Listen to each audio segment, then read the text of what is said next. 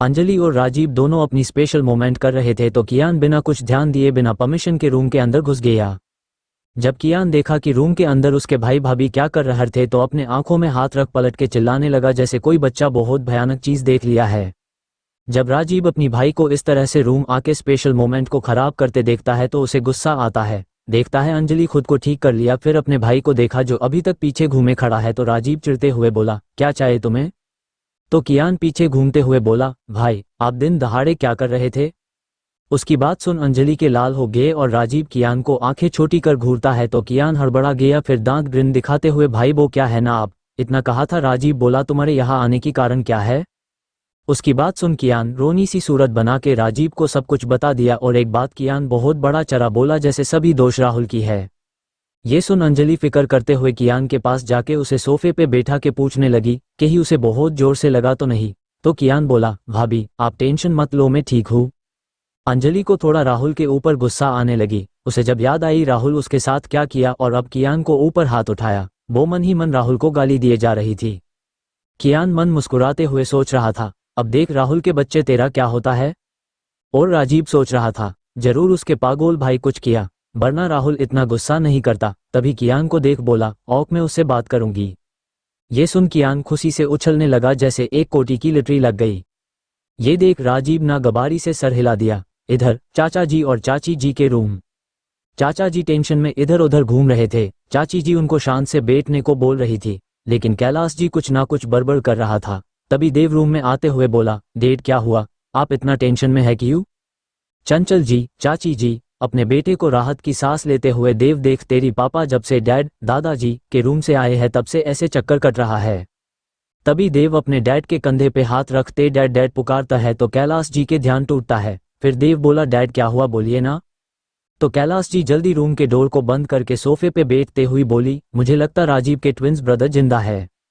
ये सुन देव और चंचल जी दोनों सोकर रह गए और मुख खोले कैलाश जी को देख रहे थे। ये सुन चंचल जी झट से बोलती है, ऐसा कैसे हो सकती, वो बच्चा तो जन्म के टाइम मर गई थी। तो देव को पता नहीं था कि राजीव के कोई ट्विंस भी था, तो अपने माँ डैड को देख पूछता है, आप दोनों क्या बोल रहे हैं, मुझे समझ नहीं आ रहा, प्लीज मुझे भी कुछ बोलो। तो कैलाश जी एक गहरी सांस लेते हुए बोला, अखिलेश भाई के ट्विंस बच्चा होने वाला था, लेकिन भाभी राजीव के माँ के डिलीवरी के टाइम कुछ प्रॉब्लम हो गई थी, इसलिए डॉक्टर सिर्फ राजीव को बचा पाया लेकिन और एक को नहीं। लेकिन अब मुझे लगता है वो जिंदा है। तो चंचल जी बोली, क्या आपको किसी पे संदेह है? तो कैलाश जी बोले, संदेह नहीं, मैं श्योर हूँ। तो देव और चंचल जी दोनों एक साथ बोले, कौन है वो? तो कैलाश जी बिना हिचकिचाहट से बोला, राहुल। ये सुन चंचल जी और देव दोनों एक साथ, क्या, कैसे हो सकता? तो कैलाश जी बोले, माया के जेल जाने से राहुल देख के लगा उसे कोई फर्क नहीं पड़ा, फिर आज तक राहुल और राजीव के बीच कोई प्रॉब्लम नहीं आया, ये जानते हुए कि राजीव माया से इतनी नफरत करता है और हर वक्त नीचा दिखता है। राहुल सच में माया की बेटा होता तो राहुल अपने माँ को बचाने की जरूर कोशिश करता, ना कि उसे सजा दिलवाने। और आज डैड के रूम में क्या हुआ देखा तो है। तभी देव बोली, डैड ये सच हुई तो हमारी प्लान का क्या होगा, और हमारी सिचुएशन और खराब हो जाएगा। चंचल जी बोली, क्या पता काल और क्या क्या होने वाली। तभी देव हिचकिचाहट के साथ बोली, डैड वो। देव को ऐसे बोलते देख कैलाश जी बोले, बोलो तुम्हें क्या बोलना। डैड, मैं 2 दिन पहले अंकल की तरह एक आदमी को देख था, लेकिन जब तक मैं उनके पास जा पा वो आदमी मुझसे बहुत दूर जा चुका था। ये सुन कैलाश जी धम से बैठ जाता, फिर जल्दी अपनी फोन को निकल किसी को कॉल कर बात करती है। फिर कॉल रखने की बाद चैन की सांस लेते हुए बोला, नहीं भाई अब भी हॉस्पिटल में है, मेरे जो आदमी नजर रखा है वो बोला। ये सुन दोनों शांत हुए। इधर एक सुनसान रोड पे एक कार की बुरी तरह एक्सीडेंट हुई, जिसे कार के अंदर जो शख्स थे वो को है पहचानना भी मुश्किल हो रहे हैं। उधर तभी राजीव के फोन में किसी का कॉल आया। फोन को रिसीव करते दूसरे साइड के इंसान बोला, सर उसका एक्सीडेंट हो चुका है, नहीं लगता जिंदा बच पाएगा। राजीव अपनी डेविल अवतार में बोली, किसी की हालत में उसे जिंदा चाहिए वरना तुम काल की सूरज देख नहीं पाओगी। ये सुन दूसरे आदमी पसीने में भीगे हुए कांपते हुए बोला, ओक सर। तभी कॉल कट हो गया। इधर राजीव फोन रखने के बाद विंडो के पास जाके खड़ा होके एक चांद को देख रहा था और मन में बोल रहा था, और कुछ दिन उसके बाद आप हम सभी के साथ होंगे, फिर एक दर्द आपको झेलना नहीं पड़ेगा। उसके चेहरे पे कोई भी एक्सप्रेशन नहीं था। तभी उसे महसूस हुआ उसके पीछे कोई खड़ा है, फिर भी वो बिना मुड़े समझ गया कि ये कौन है, इसलिए फिर चांद की तरफ देख बोला, बेबी बहुत रात हो चुका है, तुम्हें सो जाना चाहिए। तभी पीछे खड़ी अंजलि उसको पीछे से गले लगाते हुए बोली, तुम अकेला अकेला चांद से क्या बात कर रही हो, मुझे भी बताओ। तो राजीव पीछे मुड़ अंजलि को अपनी आगोश में लेते हुए बोला, कुछ नहीं, तुम सिर्फ खुश रहा करो। अंजलि कुछ नहीं बोली, वो भी राजीव को कस के गले लगा लिए।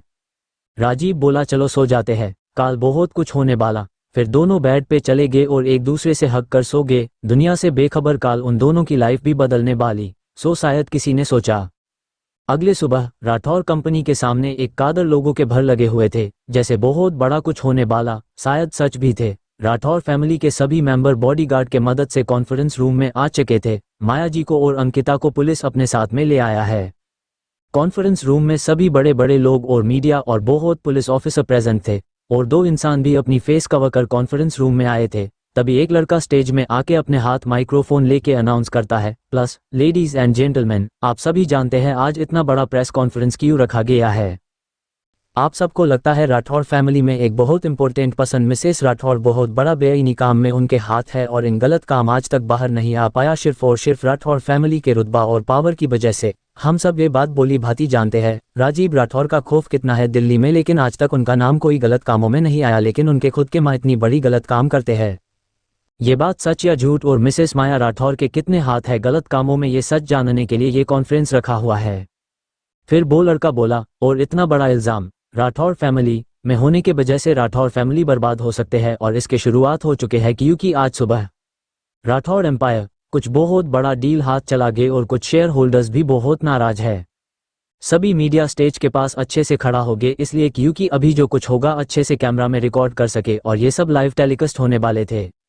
स्टेज पे खड़ा लड़का बोला, इसलिए राठौर फैमिली खुद को सही प्रूफ करने के लिए सबके सामने सच्चाई बताने की यहाँ आ चुके हैं। तभी स्टेज पे खड़ा लड़का अनाउंस करते हैं, प्लीज मिसेस राठौर आप और मिस अंकिता स्टेज पे आइए।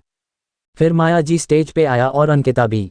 धीरे धीरे वो लड़का बहुत सारा क्वेश्चन करने लगे तो माया जी आंसर करने लगे, जिससे सब लीग सेटिस्फाइड थे। तभी एक साथ कॉन्फ्रेंस रूम में सबके फ़ोन के नोटिफिकेशन आए तो सब एक साथ अपने अपने फ़ोन को ऑन कर देखने लगे, सिर्फ माया जी और अंकिता को छोड़ के, क्योंकि दोनों के पास कोई मोबाइल नहीं था। जब वो दोनों स्टेज पे आए तो बहुत कॉन्फिडेंस थी, लेकिन ना जाने क्यों रूम में खड़ा सबको एक साथ अपने फ़ोन को देखते देख दोनों को बहुत घबराहट होने लगी। दोनों एक दूसरे की आंखों में पूछ इशारों में बात कर रही थी। क्या हुआ? माया जी मन ही मन घबराहट के साथ सोच रही थी, कृष को तो अब तक बहुत चिप मिल चुकी होगी, अब तक हमारे खिलाफ सबूत भी डिस्ट्रॉय कर दिए, इतनी सोचने की जरूरत नहीं है, लेकिन मेरी दिल इतना घबरा क्यों रही है? कहीं उसे कुछ हुआ तो नहीं? नहीं नहीं, उसे कुछ नहीं हो सकता, उसे कुछ हो गए तो मैं मर जाऊंगी। अंकिता भी यही सेम बातें सोच रही थी कि कृष अब तक सब कुछ अच्छे से किया और टेंशन लेने की कोई बात नहीं। इधर रूम बैठा सबको अपने फोन में सोकर होके देखते देख राजीव के चेहरे पे एक इविल स्माइल आ जाता है जो किसी ने देखा नहीं। उसके पास बैठा अंजलि अपनी मुख खोले फोन को देख रही थी। जो 2 शकस अपने फेस को छुपा के रूम में आए थे वो दोनों की आंखें इस वक्त अपने फोन को देख नम हो गए और मास्क के नीचे दोनों की होठ पे एक छोटी स्माइल थे। तभी कुछ पुलिस वालों स्टेज के आसपास अच्छे से खड़ा हो गए, किसी के भागने की कोई रास्ता ना हो। तभी पूरे हल में सब कानाफूसी करने लगे, जिसके आवाज अब पूरी रूम में गूंज रहे थे। प्लीज लेडीज एंड जेंटलमैन शांत हो जाए। तो हल में एकदम से शांति फैल गई। स्टेज पे खड़ा लड़का माया जी के तरफ देख अपनी फोन को ऑन कर माया जी को दिखाते हुए बोला, माम क्या ये सच है? माया जी जब फोन हाथ में लेके जैसे कुछ पेपर कर तस्वीर को देख रही थी, धीरे धीरे उनकी चेहरे रंग उड़ने लगी। धीरे धीरे स्टेज की एंकर को लगने लगा इसका मतलब ते सब बातें सच है। इसलिए उन्होंने अपने फोन को माया जी पास से वापस लेते हुए फिर पूछने लगा, माम आपको देख लग रहा है कि ये सब बातें सच है? और हल खड़े सभी लोग भी ये जानना चाहते थे, इसलिए सभी लोग माया जी के आंसर की वेट करने लगे। अंजलि भी वेट करने लगी, लेकिन राजीव अपनी हाथ को बार बार अंजलि के थाई को सहला रहा था। सबके सामने अंजलि कुछ नहीं कर पाती और उसके चेहरे लाल हो गए। जब अंजलि राजीव को आंखें दिखाई तो राजीव उसे देख मुस्कुराने लगा।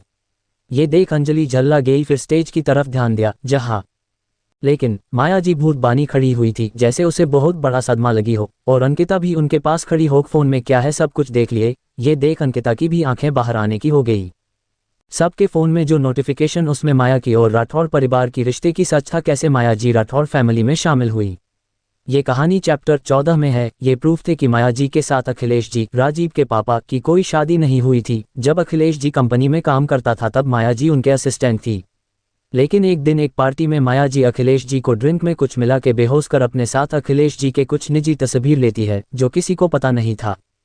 क्योंकि माया जी जब अखिलेश जी के साथ काम करना स्टार्ट किया तब अखिलेश जी के शादी हो चुका था और अखिलेश जी के असली बीबी मोहिनी जी कौन है ये भी था। कैसे माया जी मोहिनी जी के डिलीवरी के टाइम जब राजीव और राहुल की जन्म हुआ था तब कैसे राहुल को चुरा लिया और डॉक्टर को पैसे देके राहुल को मरा हुआ साबित किया। फिर 6 साल बाद माया राहुल को लेकर राठौर फैमिली में आके अखिलेश जी के साथ वो सब तस्वीर दिखा के राहुल को अपनी और अखिलेश जी के बेटे साबित किया। उसके बाद मोहिनी जी घर छोड़ चला गए। माया जी को जब ध्यान आया ये सभी सबूत कैसे सबके सामने आए तो उन समझते देर नहीं लगी चिप अभी भी राजीव के पास है। जो चिप को राजीव से खालिज करने के लिए कुछ सालों से जो प्लान किया और इतनी मेहनत की वो मेहनत और प्लान सब बर्बाद हो गई।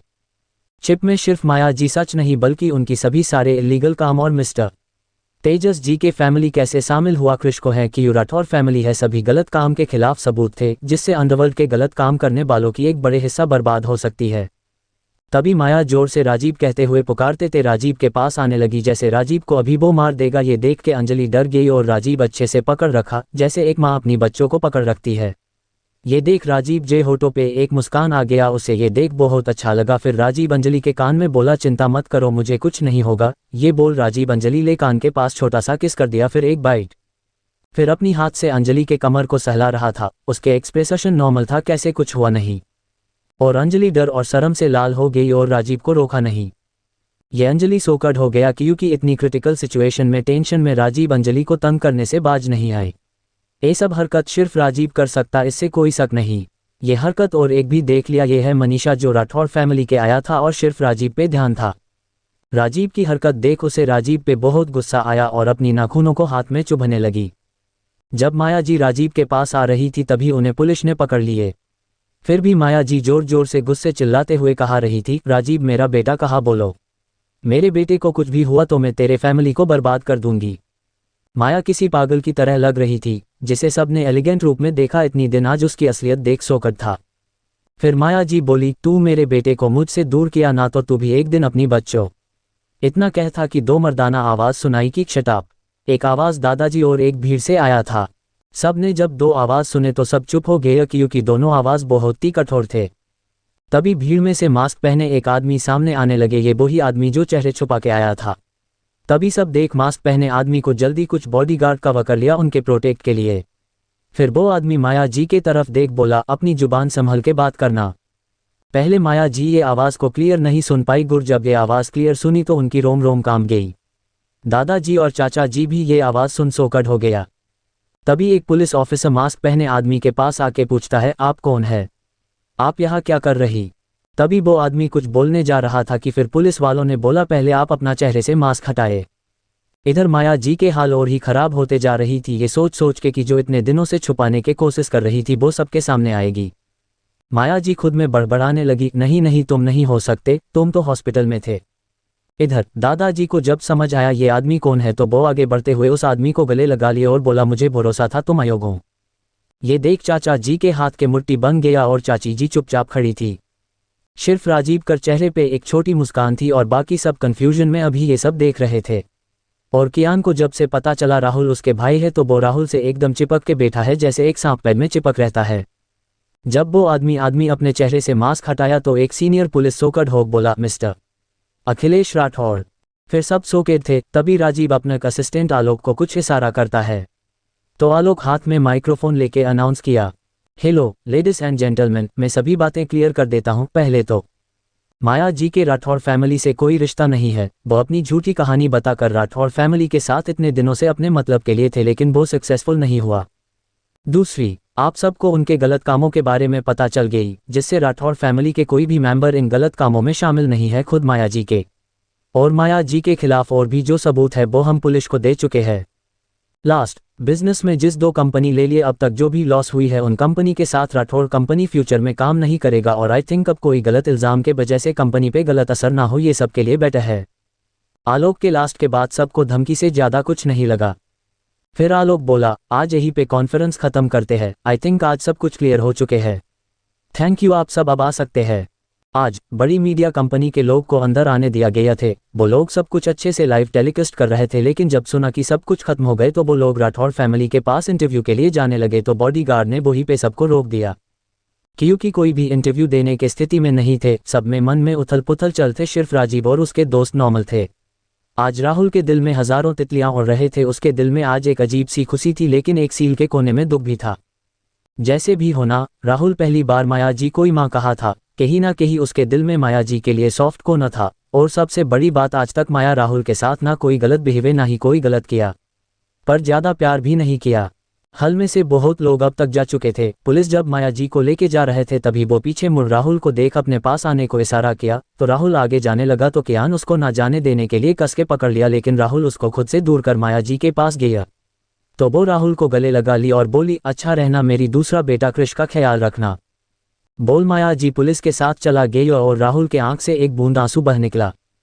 2 आवर्स बाद सब लोग घर पहुंच गए। एक दिन में इतना कुछ हो गया, सब लोग अभी भी सदमे हैं। तभी सब लोग हल में बैठे थे कि बाहर एक कार रुकने की आवाज़ सुनाई दी। इधर साहिल जब कार में था उसे एक मैसेज आया था, उसमें लिखा था, रेड रोज होटल, वेट कर रही हूँ, स्माइल स्माइल स्माइल। इस मैसेज को साहिल के फेस में एक प्यारी स्माइल आ गई और ड्राइवर को रेड रोज होटल चलने को कहा। ड्राइवर तो सोच में पड़ गया कि ऐसा कौन क्या मैसेज कर दिया जो मेरे बॉस इतनी खुश हो जा रहे हैं। तभी ड्राइवर को साहिल की आवाज़ सुनाई देता जो बोल रहा है, तुम्हें ज़्यादा दिमाग चलाने की ज़रूरत नहीं, ध्यान से ड्राइविंग में फोकस करो। तो ड्राइवर दांत दिखाते हुए जी सब बोल ड्राइव में ध्यान दिया। इधर होटल में रूही एक चेयर पे बैठी थी और साहिल के आने का वेट कर रही थी। तभी उसके पास एक लड़का आके बैठ गया। ये देख रूही उस तरफ नज़र डाली तो ये कोई अननोन था, इसलिए रूही कैजुअली पूछती है, सर कुछ चाहिए आपको?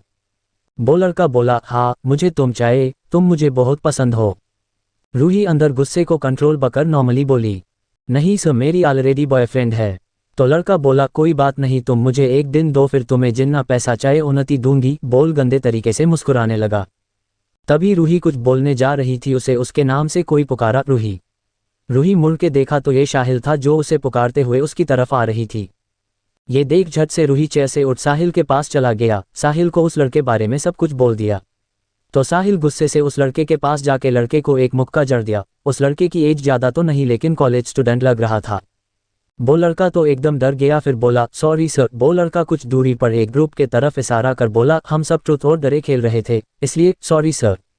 साहिल और रूही समझ गए कि मामला क्या है। दोनों ज़्यादा ना बढ़ाते हुए यही बात को ख़त्म कर दिया। फिर साहिल रूही के हाथ पकड़ते हुए अपने बुक हुआ रूम में चला गए। रूम में आते साहिल डोर को लॉक कर रूही को दूर से सटा के किस करने लगे। रूही इसके लिए रेडी नहीं थी, फिर भी साहिल के साथ देने की पूरी कोशिश कर रही थी। दोनों की खबी सांस उखाड़ने लगे तो साहिल रूही छोड़ दिया। साहिल गहरी गहरी सांस लेते हुए रूही को देख रहा था, जिसके गाल शर्म से लाल हो चुकी थी और चेहरा झुका के रखी है।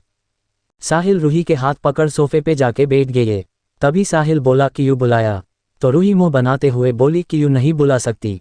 नहीं ऐसा बात नहीं है, मुझे लगा कोई इंपॉर्टेंट बात करना है तुम्हें, साहिल बोली। तभी सोफे के पास रखा वाइन के बोतलें खुल के रूही वाइन पीने लगी। ये देख साहिल समझ गया कोई परेशानी है। बूथ रूही बाता नहीं रही, इसलिए साहिल ज़्यादा प्रेशर नहीं डाला। लेकिन वो ये ध्यान नहीं दिया कि रूही अब तक 2 बोतलें वाइन पी चुकी है, जो आज तक शराब को हाथ तक नहीं लगाए, इसलिए उसे अब नेशा चढ़ने लगी। रही घिरे घिरे जाके साहिल के गोद में बैठ गए और अपनी सर को उसके गर्दन मर छुपा लिए। रूही को अब अच्छा खासा नेशा चढ़ चुकी है। और इधर साहिल के हालत खराब होता जा रहा था। रूही जब उसके गोद में आई तो साहिल के पूरे शरीर में एक झंझनाहट दौड़ गया और उसकी बॉडी घिरे घिरे गर्म होने लगा। वो रूही को गोद से उतारना चाह तो रूही और भी उससे चिपक गई और उसके होठ को किस करने लगी। अब तक जो साहिल खुद को रोक रखा था अब और उससे कंट्रोल नहीं हो रहा था, इसलिए साहिल बहुत अग्रेसिवली किस करने लगा। फिर रुक के साहिल रूही के तरफ देख बोला, तुम खुद आग लगाई है, अब तुम्हें इसे बुझाना होगा, समझा? तो रूही बिना कुछ समझे हाँ बोल दिए। साहिल तो ये सुनने की वेट कर रहा था। आज तक साहिल रूही से पहले किसी लड़की के इतने करीब नहीं गया था, इसलिए साहिल बहुत ज़्यादा एक्साइटेड थी। बिना कोई देर किए रूही को बेड के ले गया। उसे बेड पे रखा तो देखा रूही उसके तरफ देख मासूमियत से मुस्कुरा रही थी। ये देख साहिल का दिल भर आया और उसे उसके ऊपर और भी प्यार आने लगा। फिर कुछ मिनट बाद दोनों के बॉडी में एक भी कपड़े नहीं थे और साहिल रूही के पूरी बॉडी में किस और बाइट कर रहा था और रूही अपनी हाथ से साहिल बालों को सहला रही थी और रूही के मुख से कभी कभी सिसकिया की आवाज़ आने लगी। ये सुन जब साहिल को कंट्रोल नहीं हुआ तो एक बार में रूही के अंदर समा गया और रूही के एक दर्दनाक चीख निकल गई, लेकिन साहिल बिना रुके ये कर रहा था। बाद में रूही को अच्छा लगने लगी। ऐसे दोनों 3 घंटे अपने प्यार में था। इधर राठौर भवन में सभी लोग हल में सोफे पे बैठे थे। सबको एक कार रखने की आवाज़ सुनाई दी तो देव बोली, अब कौन आया? कोई कुछ नहीं बोले। तभी सब देखा एक महिला 2 बॉडीगार्ड के साथ हल में आया। सबने पहले पहचाना नहीं, लेकिन सब पहचान पाया कि कौन है। सब एक बार और सोकर था, लेकिन तब तक राजीव और अखिलेश उस महिला के पास पहुंच चुके थे। जाते राजीव उस महिला को गले से लगा लिया, फिर अपनी कांपती आवाज़ बोला, माँ। क्योंकि ये और कोई नहीं राजीव, राहुल और कियान की असली माँ मोहिनी जी। फिर अखिलेश जी और राजीव दोनों मोहिनी जी को सपोर्ट कर सोफे के पास आके बैठाया। तभी दादाजी खड़े होते हुए बोला, राजीव मैं आज बहुत खुश हूँ कि मेरी बेटे बहू सही सलामत मेरे परिवार में वापस आए। और इतने दिनों से बहुत सारी झूठ को सच मान समझता था, लेकिन मैं चाहता तुम सब कुछ क्लियर कर बताओ ये सब कैसे हुआ, तुम इतने दिनों से कुछ क्यों नहीं बताया। तो कैलाश जी भी बोला, है राजीव हमें भी सब सच जानना है भाई और भाभी के बारे में। तो चाची जी भी बोली, हाँ बोलो राजीव। फिर चाची जी मोहानी जी के पास बैठते हुए, दीदी आप इतने दिनों से कहाँ थी, और आप तो बहुत कमजोर लग रही हो। क्योंकि मोहिनी जी के आंखों नीचे डार्क सर्कल पड़ गई थी और उसके स्किन में भी टैनिंग आ गई थी। तभी अखिलेश जी बोला, मैं बताता हूँ। बोल उन्होंने बोलना स्टार्ट किया। मैं जब ऑफिस में काम करना स्टार्ट किया था तब मेरी 2 असिस्टेंट थे। उसमें से एक माया थी। माया मुझे देखने के बाद मुझे पाना चाहती थी लेकिन वो कुछ नहीं कर पाता। लेकिन एक दिन उसे पता चला कि मैं शादीशुदा हूँ, क्योंकि वो मेरी कॉलर बोन के पास बाइट और मोहिनी के लिपस्टिक की निशान देखी थी और मेरी फ़ोन में मेरी और मोहिनी के फ़ोटो भी देखी थी। उसके बाद वो ऑफिस से गुस्से में निकल गई और किसी बार में चला गई थी, लेकिन मुझे इस बारे में पता नहीं था। मुझे लगा कि वो समझ गए कि उसके और मेरे बीच में कुछ हो नहीं सकता। लेकिन उस दिन वो एक अजनबी के साथ नशे में रात बिताई। फिर 2 महीने बाद पार्टी में मेरे ड्रिंक में नशे की दवाई मिला के मेरी नशे का फ़ायदा उठा के गलत फ़ोटो अपने साथ लिए। तभी उस टाइम मोहिनी मेरी बच्चों का और माया उस अजनबी आदमी के बच्चों के साथ एक साथ में प्रेग्नेंट हुई। एक दिन ऑफिस में आके बोले वो प्रेग्नेंट है, मैं उसके बच्चों के बाप हूँ और प्रूफ के तौर पे गलत तरीके से खिंचाई हुई फ़ोटो को दिखाया। मैं तो पूरी तरह सोकर था, क्योंकि मैं मोहानी को इतना प्यार करता था कि उसके सिवा किसी और को कभी सोच भी नहीं सकता। मुझे लगा वो सच बोल रही है, क्योंकि पार्टी के दिन क्या हुआ मुझे कुछ नहीं पता। तो मैंने उसे बोला, मेरी ज़िंदगी से दूर जाने के लिए क्या चाहिए। तो माया बोली थी, जब तक वो बच्चों को जन्म नहीं दे देता तब तक मुझे उसका ध्यान रखना है और उसके बाद एक बड़ी रकम चाहिए। मैं बिना ज़्यादा कुछ सोचे उसे हाँ बोल दिया। लेकिन उस बीच वो उस आदमी के साथ मिले जिसके साथ वो रात बिताई थी, वो भी मेरे ऑफिस में। क्योंकि जिस आदमी के साथ वो सोया था वो एक माफिया थे जो शंकर नाम से फमौसे था और मेरे साथ इलीगल बिजनेस करना चाहता था, लेकिन मैं इसके लिए तैयार नहीं था। इसलिए मैं घिरे घिरे उसके खिलाफ प्रूफ जुगाड़ कर पुलिस को दे दिया था। शंकर वो लड़की पचार, ड्रग्स, हथियार पचार, इन सब कामों के लिए उसको फांसी के आदेश दिया। लेकिन माया तब तक शंकर को बहुत प्यार कर चुकी थी और वो दोनों साथ में रहते थे, इसके बारे में मुझे नहीं पता था। माया और मोहिनी के 8वां महीना चल रही थी। तब माया को पता चला कि शंकर की ये हालत की जिम्मेदार मैं हूँ, तो मुझसे बदला लेने के लिए प्लान बनाने लगी और मैं इन सबसे बेखबर था। 9वां महीने में मोहिनी और माया की एक साथ एक ही हॉस्पिटल में डिलीवर हुए थे। दोनों एक साथ तीनों बच्चों जन्म दिया था, माया एक और मोहिनी 2 जुड़वा बच्चों को। लेकिन माया डॉक्टर को पैसे देके अपनी बच्चों को छुपा के राहुल को चुरा के अपने पास रख लिया था। हम सबको सिर्फ राजीव के बारे पे पता चला।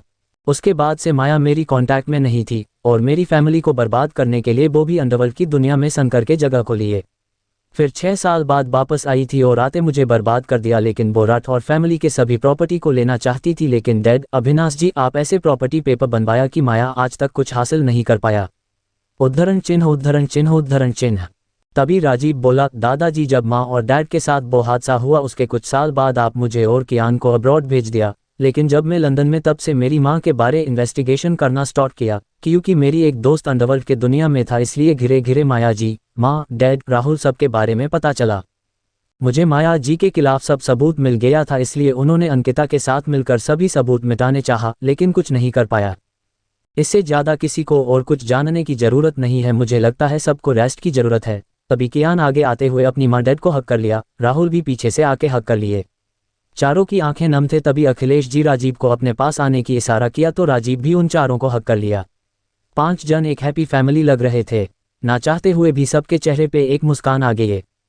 लेकिन अंजलि के आंखों में जो आंसू आई थी वो रोक लिए और अपनी रूम की तरफ चल दिए। लेकिन ये बात राजीव नोटिस किया तो सबको रेस्ट करने को बोल अपनी रूम के तरफ चल दिया और सब लोग उसके बात मान लिए। बाकी सब भी आज सुबह की ड्रामे से बहुत थक चुके थे तो वो सब भी अपने अपने रूम में चल दिया और कार्तिक और आकाश अपने घर चला गए। लेकिन अपनी दोस्त के लिए बहुत खुश भी थी, क्योंकि आज राजीव और कियान को अपनी फैमिली जो मिल गई थी। निशा और उसकी माँ और डैड भी अपने घर चल दिए और मनीषा तो ये सब नाटक देख सोकर थी, लेकिन उसके दिमाग में एक खतरनाक कुछ चल रही थी। शायद बहुत जल्द वो कुछ करने वाली है। राजीव जब अपनी रूम में आया तो पाया कि अंजलि विंडो के पास खड़ी हो बाहर का नज़ारा देख रही थी और उसके चेहरे पे दुख पड़ रही है। तभी राजीव पीछे से अंजलि को गले लगा लिया तो अंजलि एक पल के लिए चौंक गई, लेकिन जब उसे महसूस हुई ये तो उसकी पति है तो शांत सी खड़ी रही बिना कुछ बोले। फिर राजीव उसकी गर्दन को चूमते हुए, क्या हुआ मेरी जान को इतनी उदास क्यों हो? तो अंजलि पीछे पलट के राजीव को हाथ ग करते हुए, मुझे मेरी माँ डैड की याद आ गई थी। देखो सबके पास माँ डैड है लेकिन मेरे पास कोई नहीं है। ये सुन राजीव अंजलि को खुद से अलग करते हुए थोड़ा नाराजगी से, अंजू तुम कहना क्या चाहती हो, कोई तुम्हारे पास नहीं तो फिर मैं को हूँ बोलो। अंजलि समझ गई राजीव थोड़ा नाराज हुई है, तो खुद की आंसू पहुँचते हुए हल्की मुस्कान स्माइल के साथ बोली, मेरी पागल हबी तुम ही तो हो, तुम्हारे अलावा मेरे पास है कौन? इसलिए अब बोलती हूँ तुम मुझे कभी छोड़ना मत, वरना मैं शायद मर ही जाओ। राजीव झट से अंजलि के मुख में हाथ रख दिया और इस बार थोड़ा गुस्से से, अंजू आज बाद ये बातें कभी मत बोलना, वरना तुम्हें ऐसा पनिशमेंट दूंगी कि तुम पूरा दिन बिस्तर से उठ नहीं पाओगे। वो चिढ़ाने वाली मुस्कान अंजलि को दे दिया। ये देख अंजलि सच में चिढ़ गई। फिर अंजलि राजीव को गुस्सा मारनी चाहिए लेकिन राजीव भाग निकला और अंजलि भी उसके पीछे भागने लगी। पूरी रूम में दोनों एक दूसरे पीछे दौड़ने लगे। राजीव रुको, तुम्हें बताती हूँ, बोलते अंजलि राजीव के पीछे जाने लगी लेकिन उसकी पैर स्लिप हो गए। वो गिरने को हुई थी कि अपनी आंखें जोर से बंद कर हबी बोल चिल्लाया। वो गिरता इससे पहले राजीव अपनी बाहों में भर लिया। अंजलि को गिरते देख राजीव के सांसें रुक गई थी। फिर अंजलि को इतना कस के पकड़ा कि अंजलि को अब घुटन होने लगी तो राजीव छोड़ दिया। राजीव कुछ बोलता कि अंजलि बोल पड़ी, अच्छा छोड़ो अगली बार से ध्यान रखूंगी। ये राजीव मुस्कुराते हुए अंजलि के माथे को चूम के हक कर लिया। फिर राजीव बोली, चलो बाहर लंच पे चलते हैं। तो अंजलि बोली, लेकिन आज तुम्हारे माँ डैड इतने दिनों बाद एक साथ। इतना कही थी कि राजीव बोला, साथ में डिनर कर लेंगे, हम लंच करते हैं, साथ में थोड़ा टाइम स्पेंड करते हैं। अंजलि भी जानता था इस कुछ दिनों से राजीव दिन रात जग के कितना मेहनत की, सिर्फ अपनी फैमिली को सेफ रखने के लिए। वो कभी भी अपनी फैमिली को, उनके लिए प्यार को कभी नहीं दिखता, इसलिए सबको लगता वो सिर्फ अपनी जिम्मेदारी निभाता है।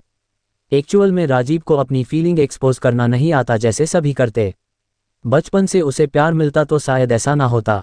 एक तो अंजलि है जिसके पास थोड़ा थोड़ा फीलिंग को एक्सपोज करता है। पहले तो अंजलि को भी फीलिंग नहीं दिखाती लेकिन अंजलि के प्यार धीरे धीरे उसके ऊपर काम करने लगे, इसलिए उसके साथ बहुत कंफर्टेबल और खुश रहती। कुछ टाइम बाद दोनों रेडी होकर लंच के लिए चले गए। जब दोनों गए थे हॉल में कोई नहीं था लेकिन मनीषा ने देख लिए थी और वो गुस्से में, अब देखो मैं क्या करती, बोल डाइनिंग टेबल पे आ गई और मेड को सबको लंच के लिए बुलाने की ऑर्डर दिए। इधर कोइंसिडेंटली राजीव और अंजलि दोनों रेड रोज होटल लंच के लिए गई थी और होटल के रूम में जब रूही की नींद खुली तो पहले उसे तो कुछ समझ नहीं आई लेकिन उसे महसूस हुई उसकी पूरी बॉडी में बेशुमार दर्द हो रही थी। तभी एक एक करके सभी बातें उसको याद आने लगी। फिर अपनी आसपास देखी, कोई नहीं, फिर उसके आंखों से आंसू बह निकले। पास पड़ी फोन में टाइम देखी तो दोपहर के 2 बज रहे थे। इस टाइम साहिल कुछ खाना लेने के लिए रूम से बाहर कहना ऑर्डर करने गया था। तभी अंजलि और राजीव के साथ देखा हो जाते हैं, इसलिए वो लोग कुछ बातें करने लग गई थी। साहिल रूही के बारे सब कुछ बता दिया। अंजलि रूही के साथ मिलने के लिए बहुत एक्साइटेड थी और बार बार साहिल को टिस कर रही थी। साहिल थोड़ा शर्मा भी रहा था। ये देख राजीव को थोड़ा जलन होने लगा तो अंजलि खींच के अपने पास कर लिए और साहिल को देख बोला, ऐसा ना हो तुम्हें रूम में ना देख, तुम्हारी जान कहीं गलत समझ भाग ना जाए। ये सुन एक पल के लिए सच में साहिल डर गया और रूम तरफ भाग निकला। ये देख अंजलि राजीव के पीठ में पंच मरते हुए, तुम उसे डरा क्यों रही हो? साहिल कितनी खुश है। राजीव बोला, चील बेबी चील, कुछ नहीं होगा, चलो बोल। दोनों रूम में आ गए और रूम के अंदर साहिल को देख हैरान था। क्या देखा रूम में? राजीव और अंजलि जब साहिल के रूम में आए तो देखा एक पतली सी लड़की साहिल के ऊपर गुस्से की बरसात कर रही है। इधर साहिल बोल रहा था, रूही मेरी माँ बात तो सुनो, मैं तुम्हारी फायदा नहीं उठाया, सच बोल रहा हूँ। फिर रूही साहिल को मारने जा रही थी कि तभी, ये क्या कर रही हो तुम दोनों? अंजलि बोलते हुए राजीव के साथ अंदर आते हैं। ये देख कि रूही मारना बंद कर दिए तो साहिल चैन की सांस ली और बोला, थैंक यू अंजू मुझे बचाने के लिए। रूम में अचानक से 2 अजनबी को देख रूही थोड़ा घबराते हुए बोली, आप लोग कौन? फिर कुछ टाइम चारों एक साथ बैठ बातें करते, हंसी मजाक कर रहे थे। साहिल रूही सब कुछ राजीव और अंजलि भर के बता दिए थे। अब दोनों लड़की ऐसे हंस हंस के बातें कर रहे थे जैसे दोनों पुरानी दोस्त बहुत सालों बाद मिले। ये देख दोनों लड़का बस सर हिला दिया। इधर राठौड़ भवन में डिनर के टाइम अंजलि और राजीव के ना हो फायदा उठाते हुए मनीषा, मोहिनी जी, अखिलेश जी के मन ये बात बैठा दिए थे कि इतनी सालों राजीव अपनी मॉम डैड से दूर रहने बाद भी आज उन लोगों के साथ लंच ना कर दोनों पर्सनली बाहर लंच करने गए। ये बात सच भी था, इसलिए बाकी के फैमिली कुछ कह भी नहीं पाया। लंच हो जाने मोहिनी जी योई मनीषा कुछ टाइम एक साथ स्पेंड करने लगी। इतनी टाइम में मनीषा मोहिनी जी को अंजलि के खिलाफ कर चुकी थी और कैसे अंजलि के शादी राहुल के होने बाद राजीव से हुई, ये सभी बातें ऐसे मोहिनी जी बताई जैसे अंजलि खुद ये सब प्लान करके की है और अब इतने सालों बाद जब राजीव मॉम डैड लौट आए तो उनसे भी दूर करने की कोशिश करने लगे हैं। ये कुछ घंटों में मोहिनी जी के मन में मनीषा इतनी जहर डाली कि मोहिनी जी अब अंजलि बेइंतहा नफरत करने लगी। इधर जब राजीव अंजलि घर लौट आई तो दोनों मुस्कुराते हुए मजाक मस्ती करते हुए अंदर आ रहे थे और अंजलि राजीव के पीठ में चढ़ के आ रही थी। दोनों जब घर के हल में आया तो सबको देख के भी अंजलि पीठ से नहीं उतरा, लेकिन राजीव के फेस में कोल्ड लुक आ चुका था जैसे हमेशा उसके चेहरे में रहता है। अंजलि सबको देख थोड़ा शर्मा गई और राजीव को उतरने के लिए बोल रही थी, लेकिन राजीव कहा उसके बाद सुनने वाली अंजलि थक हार के लास्ट टाइम बोली प्लस हबी उतार दो ना प्लीज। तो राजीव उसे हल में सबके सामने उतर दिया। तो कियान और देबानी दौड़ते अंजलि के पास आके उसे शिकायत करने लगे। कियान बोला भाभी आप अपने इस छोटे से देवर को कैसे छोड़ के अकेले खाने चले गए, आपको एक बार भी मेरी याद नहीं आया। रोने सी सूरत बना के बोलने लगा। तभी देबानी भी हाँ तुम मुझे भी नहीं ले गए बोल मुंह बना लिए। और राजीव उन दोनों को आंख छोटी करते हुए घुरते हुए कुछ बोलने जा रहे थे कि दादाजी के कड़क आवाज सबको सुनाई दी। आज इतनी सालों बाद इस घर में सब लोग एक साथ हुए और तुम लंच के लिए बाहर चले गए। तो राजीव कुछ बोलने जा रहा था कि अंजलि ने उसे रोक दिए। ये सब कुछ मोहिनी जी ध्यान से देख रही थी। इधर मनीषा मासूस सी शकल बना के बैठी थी। तभी मोहिनी जी बोली कुछ टाइम हुई है मैं इस घर में आई हूँ, फिर भी एक बात बोलना चाहती हूँ। फिर बोली राजीव बेटा आप हमेशा खुश रहो, मैं ये कोशिश हमेशा करूँगी। मुझे पता है मैं इतने साल माँ होने की एक भी फर्ज भी नहीं निभाया, अब आ गई ना इसलिए सभी जिम्मेदारी अच्छे से पूरा करूँगी। राजीव कुछ नहीं बोला, सिर्फ हाँ में सिर हिला दिया।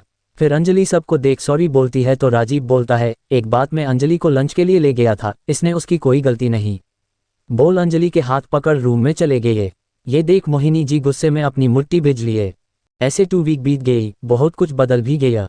सब लोग देख सकते राजीव कितना अंजलि को प्यार करने लगा है।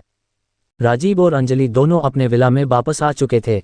आज संडे का दिन थे इसलिए सभी दोस्त राजीव के विला में आए हुए थे, उन सबके साथ रूही भी था। दबी लोग बैठ के बात कर रहे थे कि तभी राजीव के फोन आया। राजीव फोन में शो हो रहा नाम को देख उसके चेहरे कठोरता आ गई जो सब देख सकते थे। राजीव के तीनों दोस्त साहिल, आकाश, कार्तिक और कियान आए हुए थे और साहिल के साथ रूही भी आई हुई थी। रूही तो पहले नर्वस थी लेकिन कुछ टाइम में सबके साथ घुल मिल गई जिसे देख कोई नहीं कह सकता 1 घंटे पहले रूही, आकाश, कार्तिक और कियान अजनबी थे। कुछ टाइम हुए है कि सबने लंच किया है। राजीव के पास अंजलि बैठी हुई थी तो अंजलि थोड़ा झुक के राजीव के फोन में नाम देखी तो मनीषा की नाम शो हो रही थी। ये देख वो कुछ नहीं बोली और दूसरी तरफ अपनी चेहरे घुमा ली। ये देख के राजीव के पारा और हाई गया और अपनी फोन उठाते हुए बेरुखी आवाज बोला क्यों फोन किया। फोन के दूसरी तरफ से मनीषा को जब रियलाइज हुई कि फोन रिसीव किए गए हैं तो वो खुशी से फूले नहीं सम रहा, लेकिन जब राजीव के बेरुखी आवाज सुनी तो उसके सारी खुशी एक पल में गायब हो गई। फिर भी खुद को तुरंत नॉर्मल कर धीमी आवाज बोली राजीव दादाजी आपसे कुछ बात करना चाहते हैं और उनकी तबीयत भी ठीक नहीं है और इसलिए मोहिनी आंटी आपको आज घर आने को कहा। मनीषा इससे आगे कुछ बोलती दूसरी तरफ से फोन कट हो चुका था। यह देख मनीषा को बहुत गुस्सा आई लेकिन फिर फोन की तरफ देख कुटिल मुस्कान के साथ बहुत जल्द तुम मेरी होने वाली हो मिस्टर राजीव और तुम्हारी सारी प्रॉपर्टी भी। उसे क्या पता जिस प्रॉपर्टी के लिए मनीषा इतना कुछ कर रही है वो बहुत पहले ही अंजलि के नाम हो चुकी थी। फोन रखने के बाद राजीव एक बार सबको देखा फिर अंजलि के तरफ देख बोला दादाजी की तबीयत थोड़ा खराब है और वो मुझसे बात करना चाहते हैं इसलिए माँ घर आने को कहा। पहले साहिल बोला ओक फिर मैं चलता हूँ, फिर रूही को घर ड्रॉप करना भी है।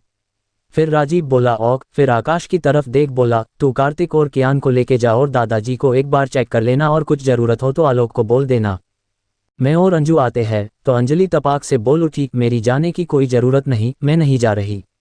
बोल उठ के रूम में चली गई। ये देख राजीव अपनी आंखें बंद कर लिया और अपने हाथों के मुट्ठी बना लिया जैसे गुस्से को कंट्रोल कर रहा हो। राजीव और अंजलि को ऐसे देख उनके बाकी दोस्त कुछ नहीं बोला, सिर्फ साहिल बोला उसे टाइम दो टेक हो जाएगा बोल रूही को लेके सबके साथ चला गया। सबके जाते राजीव तुरंत अपनी रूम के तरफ चल दिया। रूम आके देखा कि अंजलि लैपटॉप में कुछ कर रही हैं। जब राजीव के नज़र स्क्रीन में गया तो फिर से अपने हाथ की मुट्ठी बना लिया क्योंकि अंजलि लैपटॉप में जॉब सर्च कर रही थी। ये देख राजीव पहले गहरी सांस लेके खुद को नॉर्मल करता है, फिर अंजलि के तरफ जाके प्यार से बोला अंजू चलो जल्दी तैयार हो जाओ वरना हम लेट हो जाएंगे। बोल अंजलि के गोद से लैपटॉप लेके पास के टेबल में रख दिया, फिर अंजलि के बाहों पकड़ उठाते हुए क्लोजेट रूम की तरफ ले जाने लगा तो अंजलि उसको रोकते हुए शांत आवाज में बोली राजीव मुझे नहीं जाना, प्लस जिद मत करो। अंजलि के बात को सुन राजीव पलट के अंजलि के दोनों कंधे को जोर से पकड़ते हुए फ्रस्ट्रेशन बोला क्यों अंजू क्यों, एक और कखू में एक गलती की है, इसके लिए तुमसे माफी भी मांग चुका हूं, तुम एक बार अपनी पति को माफ नहीं कर सकते। बोलो बोलो ना। फिर राजीव बोला अंजू प्लीज एक बार माफ कर दो, अगली बार से ऐसा कुछ नहीं करूंगी, आई प्रॉमिस। ये सब सुन अंजलि अपनी आंखें बंद करती है तो उसके आंख से एक आंसू की बूंद बह जाती है। फिर राजीव हाथों को अपनी कंधे से झटकते हुए रोते हुए चिल्लाते हुए बोली तुम्हें ये एक गलती लगी, हाँ बोलो। गलती? तुम्हें पता है तुम्हारी इस एक गलती के लिए मुझे क्या क्या सहना पड़ा। एक तो मुझे मेरी बेस्ट फ्रेंड राहुल से नफरत करने की मन होने लगी थी, थोड़ा नफरत भी करने लगी थी, और मैं सोचती कि राहुल मुझे धोखा दिया है। लेकिन मुझे क्या पता राहुल के मुझे धोखा देने के कारण तो मेरे पति है। मेरी बहन का मुझे धोखा देने की कारण भी मेरी पति है। फिर जोर से चिल्लाते हुए बोले मेरी पूरी फैमिली, मेरी आंटी अंकल के भी धोखा देने की कारण मेरे पति है। और सबसे बड़ी बात, दुनिया के सामने मेरी मजाक बनाने वाली मेरी खुद की पति है। ये सुन राजीव गुस्सा कंट्रोल नहीं कर पाया और जोर से अपने हाथ से एक पंच सामने रखा टेबल में दे मारा। ये देख अंजलि डर से मुंह में अपनी दोनों हाथ रख लिए, फिर राजीव के तरफ कदम बढ़ाया कि राजीव बोल पड़ा, हाँ मानता हूँ मैं ये सब किया, लेकिन तुम्हारी बहन जो किया उसके लिए मैं जिम्मेदार नहीं हूँ। मैं उससे ये सब करने को कुछ नहीं बोला। हाँ मैं तुम्हारे साथ ये सब किया क्योंकि मैं तुमसे इतनी प्यार कर चुका था कि तुम्हें किसी और के साथ नहीं देख सकता था। लेकिन जब मुझे पता चला राहुल तुम्हें प्यार नहीं करता, सिर्फ तुम्हारी माँ डैड की आखिरी विश पूरी करने के लिए शादी कर रहा है, तो मैं ये सब किया। ये सब सुन अंजलि सोकट थी, फिर अपनी कांपती आवाज राजीव के तरफ देख बोली, तुम कब से मुझे प्यार करते हो? तो राजीव भी अंजलि को आंखों में आंखें डाल के देखते हुए बोली, तुम्हें क्या लगता कि मैं तुम्हें कब से प्यार करता हूँ? तब अंजलि बोली, मुझे नहीं पता, लेकिन तुम उस दिन ऑफिस में बोली थी कि प्यार करने के लिए अंजू के बॉडी चाहिए। फिर अंजलि आंसू पोंछते हुए बोली, तुम मुझे बताओ कि तुम सच में मुझे प्यार करती हो? तुम मुझे बताओ कि तुम्हें सच में मुझे प्यार करती हो? अंजलि के ये बात राजीव के दिल में तीर के तरह चुभ रहा है, क्योंकि अंजलि को इतना प्यार देने के बाद भी अंजलि के मुंह से ये सुनना राजीव को लगा जैसे उसके शरीर से उसके जान निकाल लिया हो। फिर भी राजीव दर्द को अपने अंदर छुपाते हुए अंजलि को पूछा, तुम्हें मुझ पर थोड़ा भी भरोसा नहीं? ये सुन अंजलि आंखों में आ रहे आंसू को बहने से रोक लिए, क्योंकि उसे राजीव पे खुद से भी ज्यादा भरोसा है। लेकिन जो अंजलि सुनी थी वो खुद राजीव के मुख से।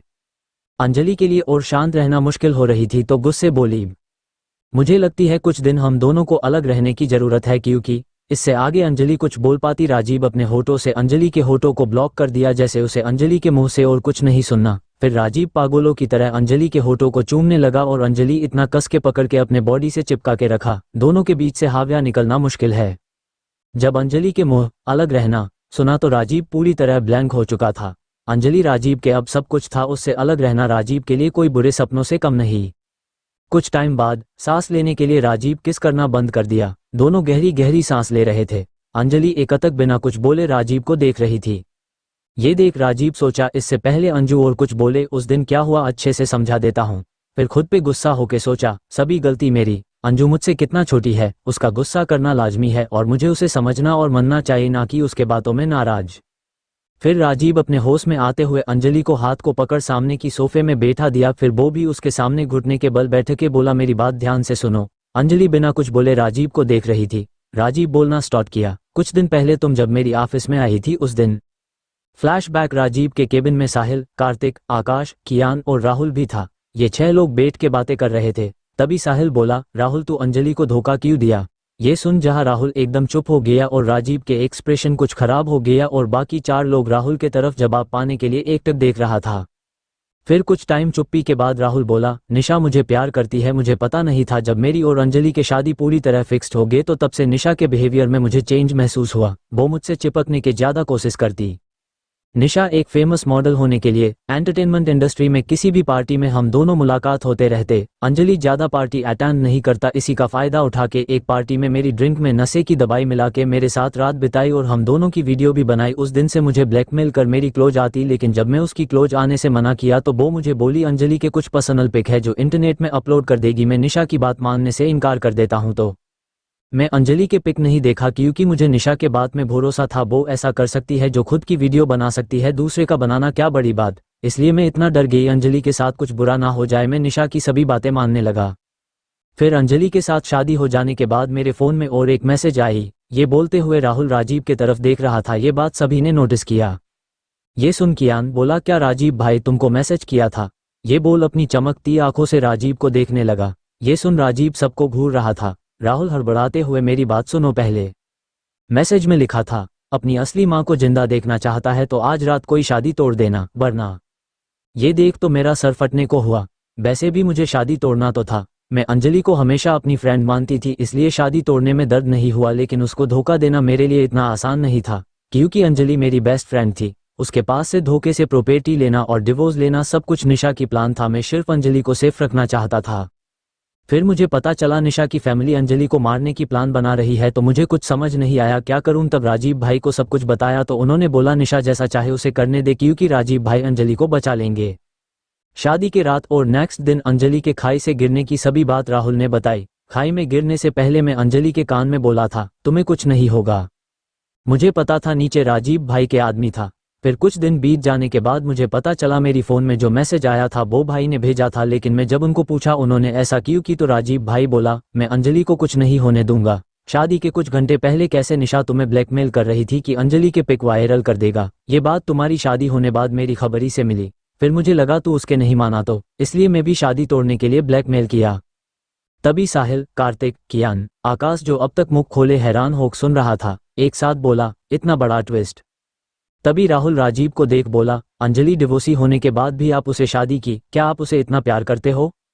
राजीव राहुल घूरते हुए तुम्हें क्या लगता? एक बात कान खोल के सुन लो, मैं अंजलि को आज से नहीं कुछ सालों से दिल की तरफ इशारा कर उंगली से दाहिनी और इशारा उंगली से दाहिनी और इशारा से प्यार करता हूँ। अंजू के दिल चाहता हूँ, ना कि प्यार करने के लिए अंजू के बॉडी चाहिए। उसी वक्त अंजलि केबिन डोर ओपन किया जो उसके लिए लंच बॉक्स लेके आई थी।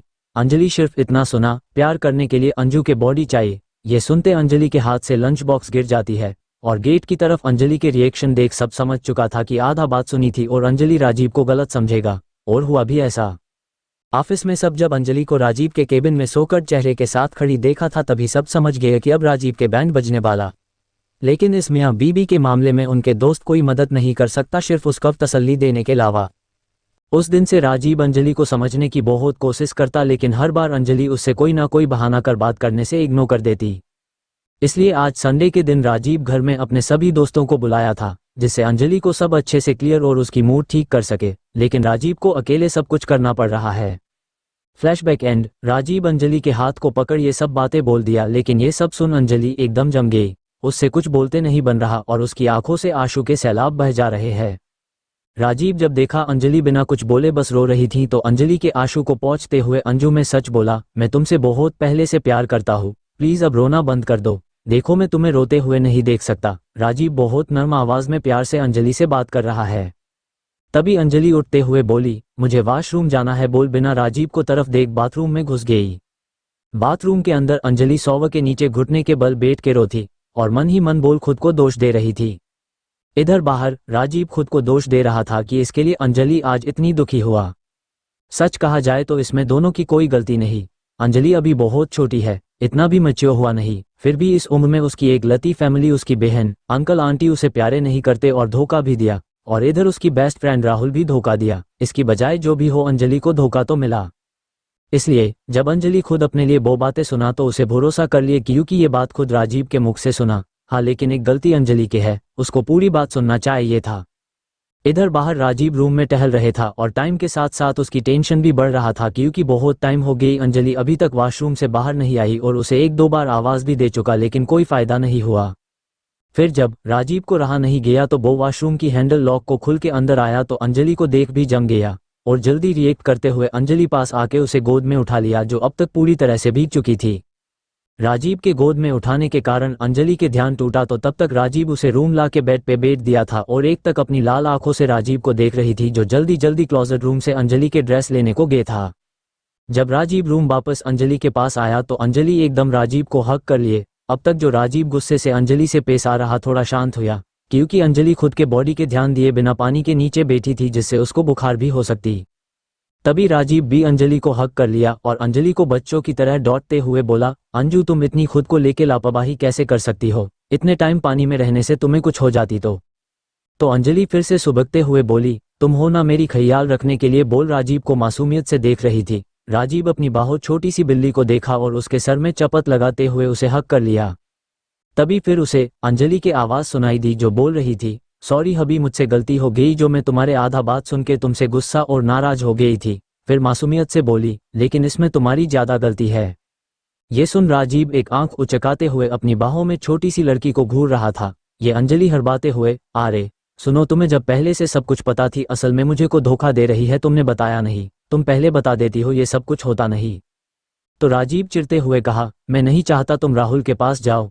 अंजलि समझ गई राजीव को इनसिक्योर थी, कहीं अंजलि उसे छोड़ ना दे। तभी उसे महसूस हुआ कि राजीव को कस के पकड़ रखा है, तो अंजलि घिरे घिरे उसके सर सहलाने लगी। तो राजीव उसकी तरफ देख स्टिकली बोला, कुछ भी हो जाए तुम मुझे छोड़ के नहीं जियोगी, समझे तुम?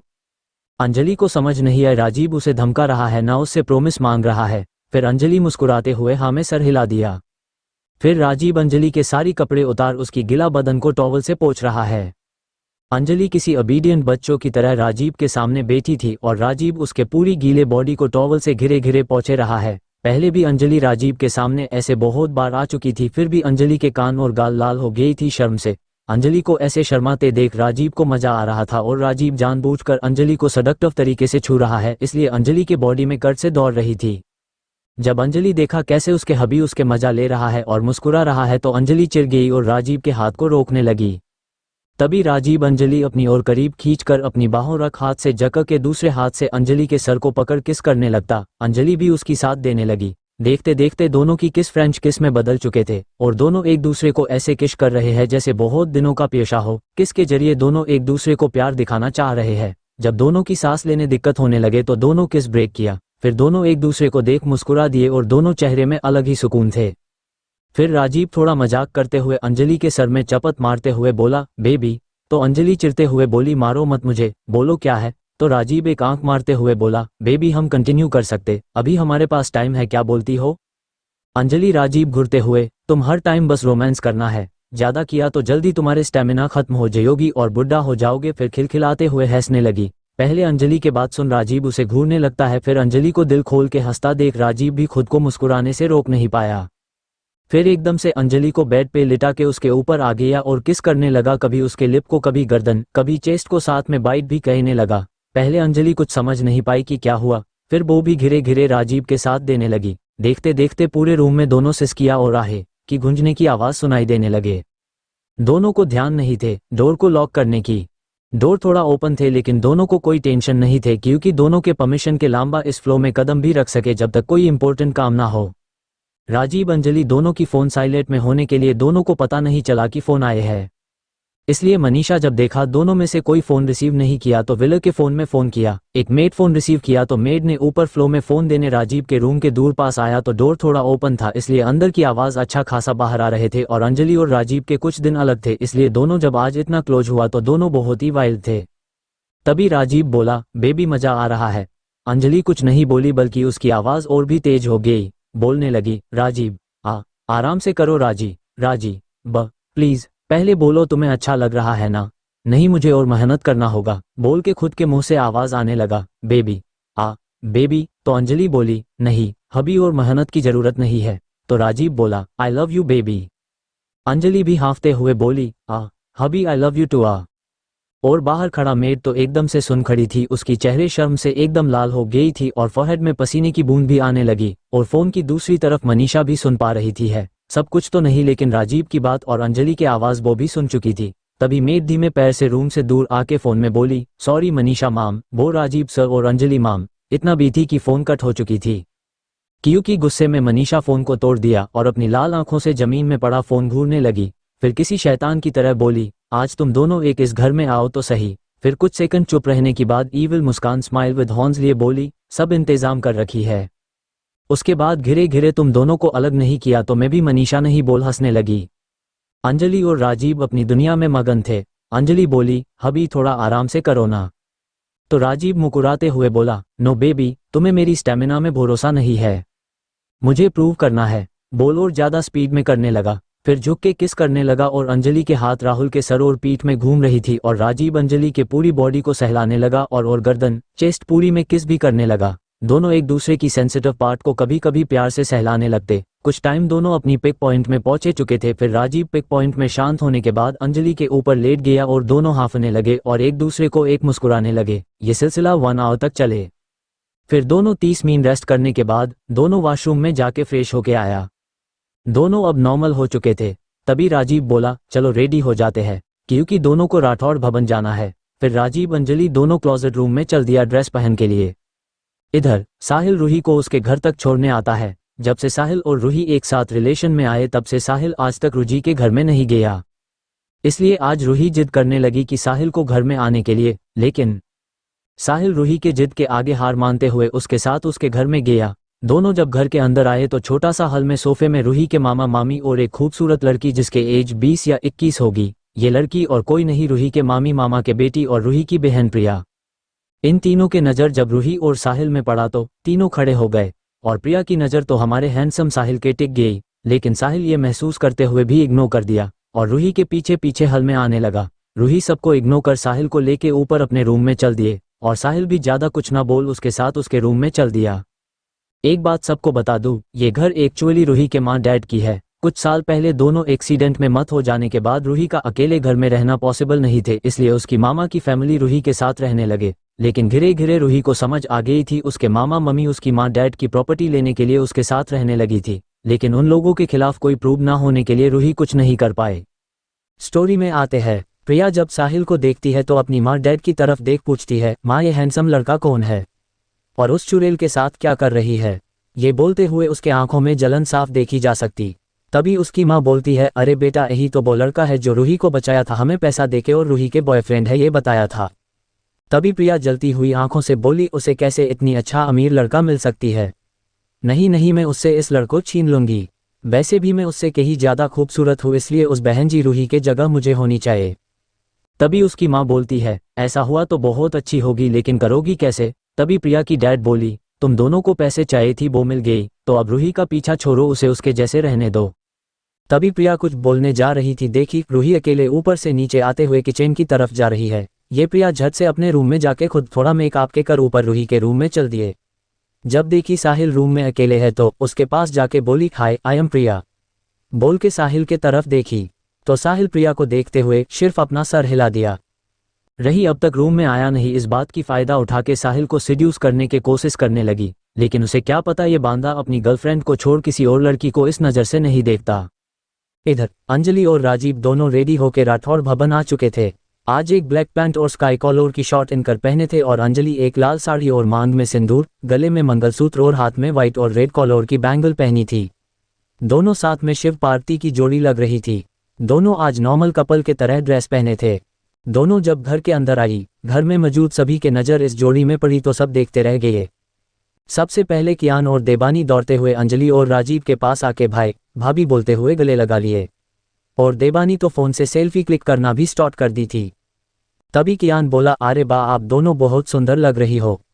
तभी चाची जी बोली, हाँ बेटा तुम दोनों एकदम परफेक्ट जोड़ी लग रही हो। तभी आकाश और कार्तिक भी इशारे से ठीक है का चिन्ह, ठीक है का चिन्ह, थम्स अप का चिन्ह, थम्स अप का चिन्ह, अच्छी लग रही हो।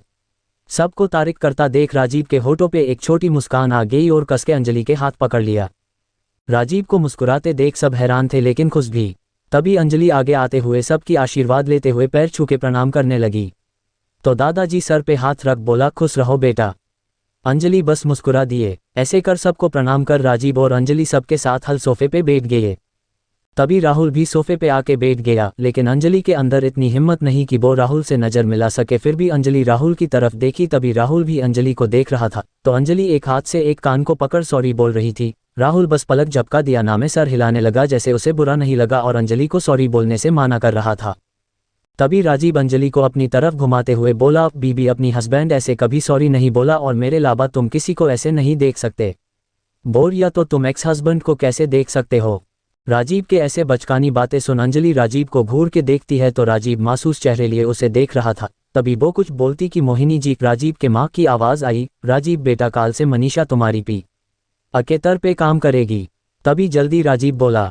राजीव बोला, नहीं माँ मुझे कोई पा की ज़रूरत नहीं, आलोक काफ़ी है। तभी दादाजी सामने से बोला, चलो डिनर करते हैं और राजीव तुम डिनर के बाद मेरी रूम में आना, मुझे तुमसे बात करना है।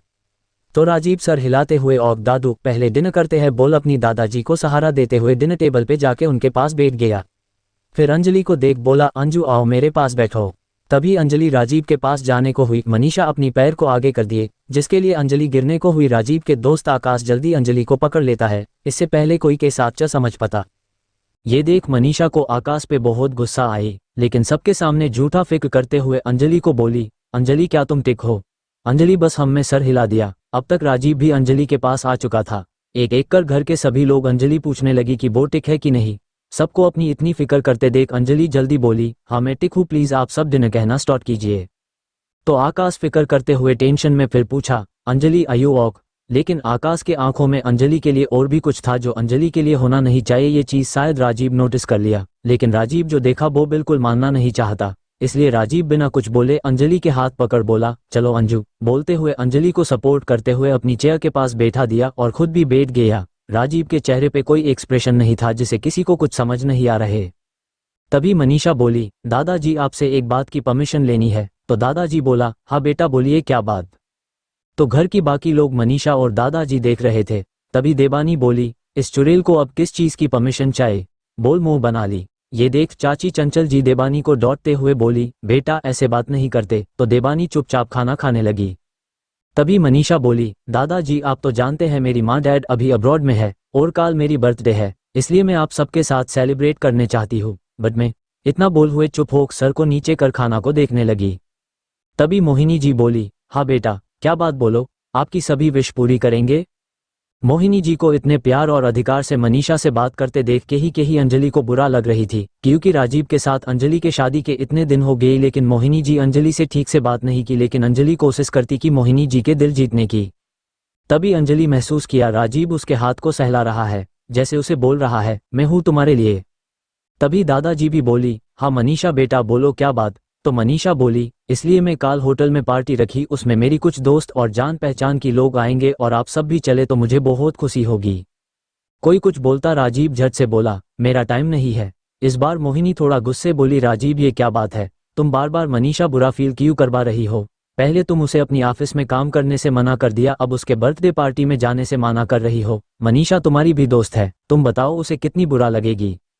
इधर मनीषा अपनी दुखी चेहरे लेके सबको देख रही थी। राजीव भी पलटा जवाब देने वाला था, अंजलि उसके हाथ में हाथ रख उसे आंख के इशारा से कुछ बोलने से मना कर दिए।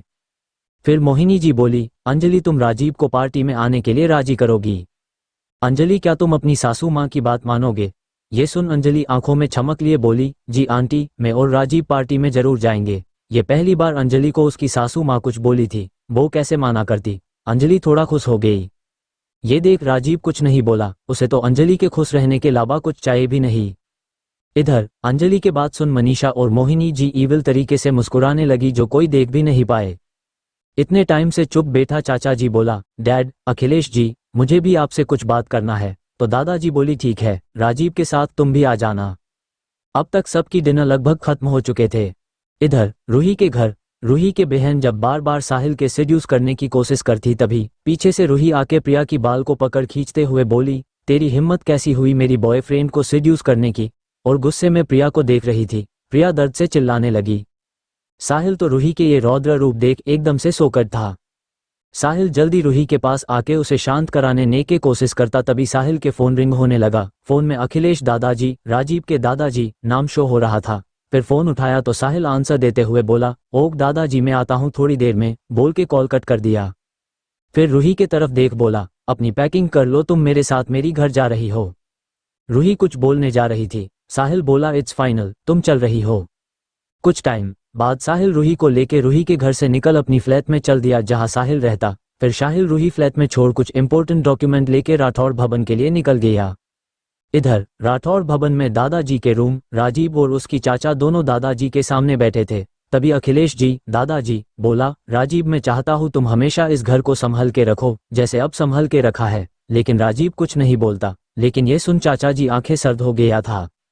तभी रूम में साहिल अपने हाथ में कुछ पेपर लिए आता है। साहिल पेपर को आगे बढ़ाते हुए अखिलेश जी के हाथ में दे फेंटा है। दादाजी बोला, मैं मेरी प्रॉपर्टी को सब में डिवाइडेड के दिया और राजीव बेटा तुम्हें एक प्रॉपर्टी एक्स्ट्रा दिया, वो तुम्हारी दादी जी के थी जो तुमको देना चाहती थी लेकिन अब हो रहा नहीं तो मैं तुम्हें ये दे रहा हूँ। कुछ टाइम बाद राजीव अपनी रूम लौट आया था। देखा उसके प्यारी बीबी अभी भी उसका इंतजार कर रही थी। अंजलि के नजर राजीव ने पड़ते तुरंत उसके पास जाके उसके गले बाहे डाल हक कर लिए तो राजीव भी मुस्कुराते हुए उसे हक कर लिया। फिर राजीव बोला, क्या हुआ मेरी बेबी को? तभी अंजलि कुछ सोचते हुए बोली, हबी आप मुझे कब से प्यार करते हो? और मासूस चेहरे बना लिए। ये सुन पहले राजीव अंजलि को देखता है, फिर अपनी गोद में बेड में बैठ गया। फिर अंजलि के सर में एक किस कर गहरी सांस लेते हुए बोला, मुझे नहीं पता, शायद बचपन से जब पहली बार देखा तब मुझे समझ नहीं था, लेकिन जब मैं इंडिया से तुमसे दूर अब्रॉड गया तब मुझे एहसास हुआ कि मैं तुम्हें प्यार करने लगी, लेकिन वापस लौट देखा तुम्हारी और राहुल की शादी फिक्स हो गए। ये सुन अंजलि झट से गले लगा लिए। रग बात बता दूं, अंजलि जब 7 साल की थी तब वो लोग दिल्ली में राठौड़ भवन के कुछ दूरी पर ठाकुर फैमिली शिफ्ट हुए थे, लेकिन 1 साल बाद अंजलि के माँ डैड की एक्सीडेंट मत हो चुके थे। धीरे धीरे ठाकुर के बसीनस अंजलि के अंकल हैंडल करने लगा। अंजलि जब 8 साल के हुए थे तब राजीव अब्रॉड चला गया था। दोनों 1 साल एक साथ दोस्त रहे थे। फिर जब राजीव लौट आया तभी अंजलि राजीव को दोस्त समझता था, लेकिन राजीव के मन में उसके लिए कुछ और फीलिंग था, जो प्यार की फीलिंग। प्रेजेंट अंजलि राजीव गले लग बोला, I love you hubby, I love you. Rajiv भी बोला, I love you too baby. तभी अंजलि जल्दी राजीव के गोद से उठ के वॉशरूम में जल्दी चल दिया। ये देख राजीव भी उसके पीछे चल दिया। अंजलि वॉशरूम के अंदर उल्टी कर रही थी। ये देख राजीव थोड़ा घबरा गया और अंजलि के पास जाके उसके हेल्प करने लगा।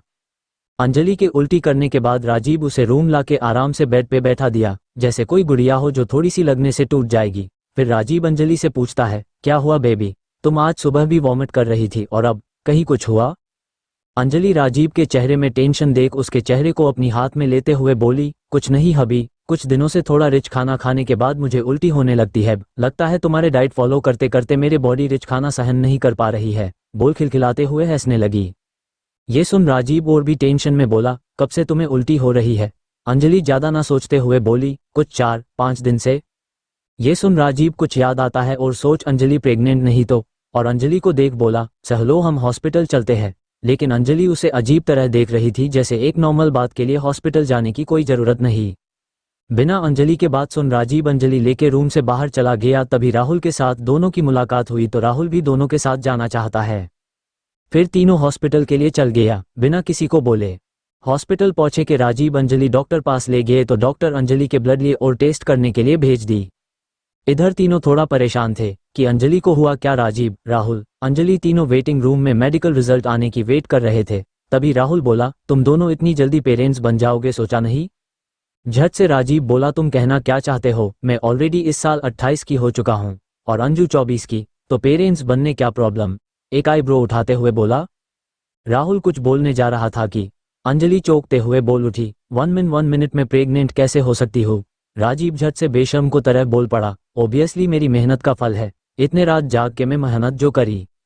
अंजलि और राहुल तो राजीव के ऐसे बेशर्म की अवतार को मुख खोले देख रहे थे।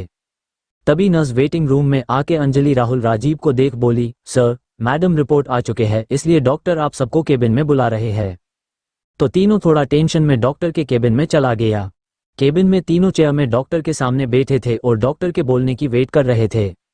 तभी डॉक्टर मुस्कुराते हुए बोला, congratulation mister and Mrs Rathore, आप दोनों पेरेंट्स बनने वाले हैं। ये सुन राहुल सोकर था और खुश भी। राजीव और अंजलि जो एकदम जम गया, दोनों दिल जोर जोर से धड़कने लगे। राजीव को तो समझ नहीं आ रहा कि कैसे रिएक्ट करना है। अंजलि के दिल में भी एक अलग एहसास उमड़ने लगी थी। राजीव तो कस के अंजलि के हाथ पकड़ रखा था और अंजलि भी। फिर तीनों को डॉक्टर की आवाज़ सुनाई देने लगा जो बोल रहा था, मिसेस राठौड़ आप अपना ध्यान अच्छे से रखना, क्योंकि आपको प्रेग्नेंट हुए ज़्यादा नहीं 3 या 4 दिन हुए हैं, सो प्लीज़ टेक केयर। तभी राजीव सीरियस होके बोला, डॉक्टर मेरी वाइफ जो प्रेग्नेंट है ये बात इस 4 दीवार के बाहर नहीं जाना चाहिए, आप ये मेरी रिक्वेस्ट समझ सकते? तो डॉक्टर जल्दी बोला, नहीं नहीं मिस्टर राठौड़, रिक्वेस्ट की ज़रूरत नहीं, आप जैसा बोलेंगे वैसे होगा। तभी राहुल बोला, डॉक्टर कुछ इंस्ट्रक्शन दीजिए कैसे अंजलि के क्या करना है। इधर अंजलि अपनी हाथ को पेट में रख कुछ महसूस करने की कोशिश कर रही थी और राजीव डॉक्टर से इम्पोर्टेंट बात कर रहा था। कुछ टाइम बाद तीनों हॉस्पिटल से बाहर आते राहुल ने अंजलि और राजीव को गले लगा के मुस्कुराते हुए बोला, congratulation both of you. Rajiv बोला, थैंक यू। फिर तीनों कार बैठ घर लौट आया। रूम में आते राजीव ने अंजलि को गोद में लिए गोल गोल घुमाने लगा और खुशी से मुस्कुराते हुए बोलने लगा, मैं पापा बनने वाली हूँ, बोल अंजलि के सर को किस कर लिया। तभी राजीव नोटिस करता है अंजलि ज़्यादा खुश नहीं है, इसलिए अंजलि को गोद से उतार सोफे बैठा दिया और खुद भी बैठ गया और अंजलि को देख टेंशन में पूछा, क्या हुआ मेरी अंजू बेबी को, कहीं दर्द हो रहा है? बोलो बोलो ना बेबी। तभी अंजलि बिना एक्सप्रेशन के बोली, मुझे समझ नहीं आ रहा है मैं प्रेग्नेंट कैसे हुई, क्योंकि हम दोनों प्रोटेक्शन यूज़ नहीं करते तो मैं पिल्स ले लेती, फिर कैसे मैं प्रेग्नेंट हुई? और तुम मेरी थोड़ा रिएक्शन देख, हॉस्पिटल प्रेगनेंसी टेस्ट के लिए ले गई और किसी टेस्ट करने को तुम जिक्र नहीं किया डॉक्टर को, कहीं मेरी और कोई बीमारी हुई है ना? ऐसा लगा जैसे तुम्हें पता है कि मैं प्रेग्नेंट हो सकती हूँ। तभी अंजलि देखा राजीव अपना आंखें चुरा के इधर उधर देख रहा है। अब तो अंजलि का शक और भी गहरा होने लगी कि उसके इतनी जल्दी प्रेग्नेंट होने के राजीव जरूर कुछ किया। तभी अंजलि के दिमाग में कुछ क्लिक करता है। और हैरानी के पूछा कि ही तुम प्रेग्नेंट ना होने पिल्स को चेंज तो नहीं कर दिया है? बोलो हबी प्लीज, मेरी आंखों में देख, बोलिए प्लीज हबी। जब अंजलि देखा राजीव कोई आंसर नहीं दे रहा है और उसके तरफ देख भी नहीं रहे है तो उसके आंखों से आंसू निकलने लगता है और राजीव जोर पकड़ चिल्लाते हुए बोलने लगती है, क्यों तुम ऐसा किया? तुम मुझे धोखा क्यों दिया? मुझे इतनी जल्दी बच्चा नहीं चाहिए, मैं अबॉर्ट। इतना कहा था कि राजीव अंजलि के मुंह पे हाथ रख आगे बोलने से रोक दिया और अपनी लाल आंखों से अंजलि को देख रहा था। ये देख एक पल के लिए अंजलि डर गया। ये देख राजीव खुद को संभल लिया, फिर बोला, मानता हुए मैं प्रेग्नेंट ना होने की पिल्स को चेंज कर कैल्शियम की गोली रखा दिया था उस दिन, लेकिन इसमें हमारी बच्चों के कोई गलती नहीं। हाँ मुझे पता तुम्हारी कम एज है, लेकिन मैं हूं ना, हम दोनों मिलके हमारी बच्चों को संभालेंगे। लेकिन तुम कैसे अपने बच्चों के बारे में ऐसे सोच सकते हो? तुमसे मुझे ये एक्सपेक्ट नहीं किया था अंजू। गुस्सा, नाराज और चेहरे में दर्द लिए राजीव बोल रहा था। इधर अंजलि आंख से आंसू बह जा रहे थे, उसे कुछ समझ नहीं आ रही थी। तभी राजीव अंजलि दोनों कंधों को मजबूती से पकड़ खुद को शांत कर बोलता है, अंजू ये हम दोनों का बेबी है, हम दोनों की, समझ रही हो ना? तुम उसके साथ कुछ करोगी नहीं ना? हाँ बोलो। तभी अंजलि एकदम जोर राजीव को गले लगा के जोर जोर से रोते हुए सॉरी बोले जा रही थी। सॉरी हबी, सॉरी, ऐसा कभी नहीं बोलूंगी, सॉरी। राजीव कुछ नहीं बोला और अंजलि के सर थपथपाने लगा। अब अंजलि के इतनी ज्यादा रोने के लिए हिचकी आने लगी थी। ये राजीव परेशान होते हुए अंजलि को बेड पे बैठा के पास के टेबल से पानी के ग्लास लिए पानी पिलाने लगा। फिर अंजलि राजीव की तरफ मासूमियत से देख बोली, मैं तो अभी बच्ची हूं, मैं कैसे बच्चा संभाल पाऊंगी? राजीव बोलता है, हम दोनों मिलके संभालेंगे। फिर अंजलि बोली, सॉरी मुझे ये सारी बातें नहीं बोलना चाहिए थी। राजीव बोला, इट्स ऑक, जो हो गया छोड़ो और अपने ऊपर ध्यान दो, चलो फ्रेश होके आओ, तुम्हें सोना भी है।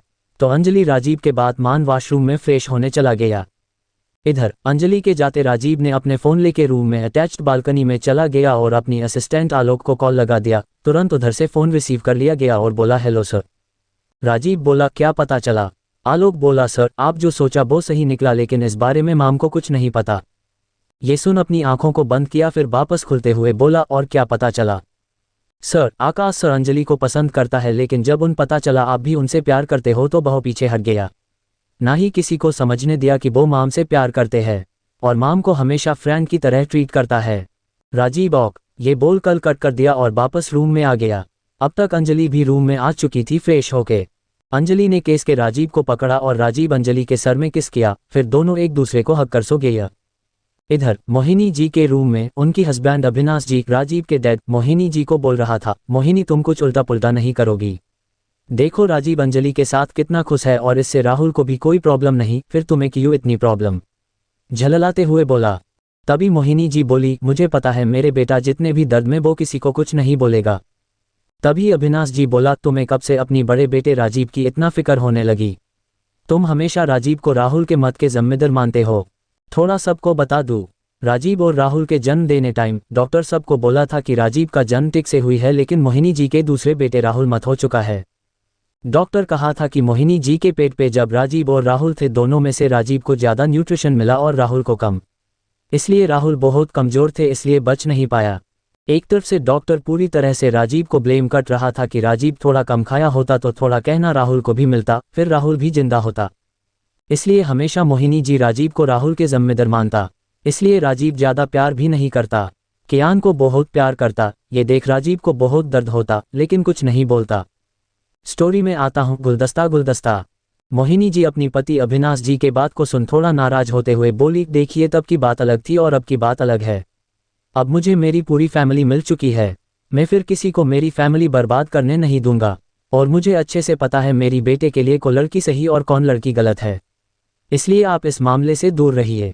लेकिन फिर भी अविनाश जी लास्ट टाइम मोहिनी जी को समझते हुए बोला, देखो मोहिनी, इतने सालों बाद हम दोनों हमारी फैमिली वापस से मिला है। तुम्हारी किसी गलती के वजह से मेरे बेटे के जिंदगी में कभी भी दुख सहना पड़ा तो मैं तुम्हें कभी माफ नहीं करूंगा, क्योंकि आज उस बेटे के बदलत हम दोनों ये न्यू जिंदगी मिली है, जहां हम मत के मुंह से वापस आए हैं सिर्फ राजीव के वजह से।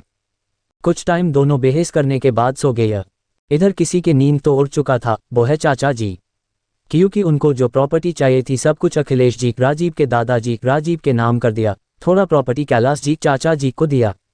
अखिलेश जी को बहुत गुस्सा आ रहा था क्योंकि मोहिनी जी अविनाश जी के साथ हादसा होने के टाइम में राजीव बहुत छोटा जो कंपनी नहीं संभल सकता, इस टाइम में सिर्फ चाचा जी थे जिन्होंने कंपनी के दौरे को फिर से संभाला है। जब राजीव अब्रॉड से लौट के आया तो वो कंपनी को संभालते हुए नंबर 1 पोजीशन में ले आया।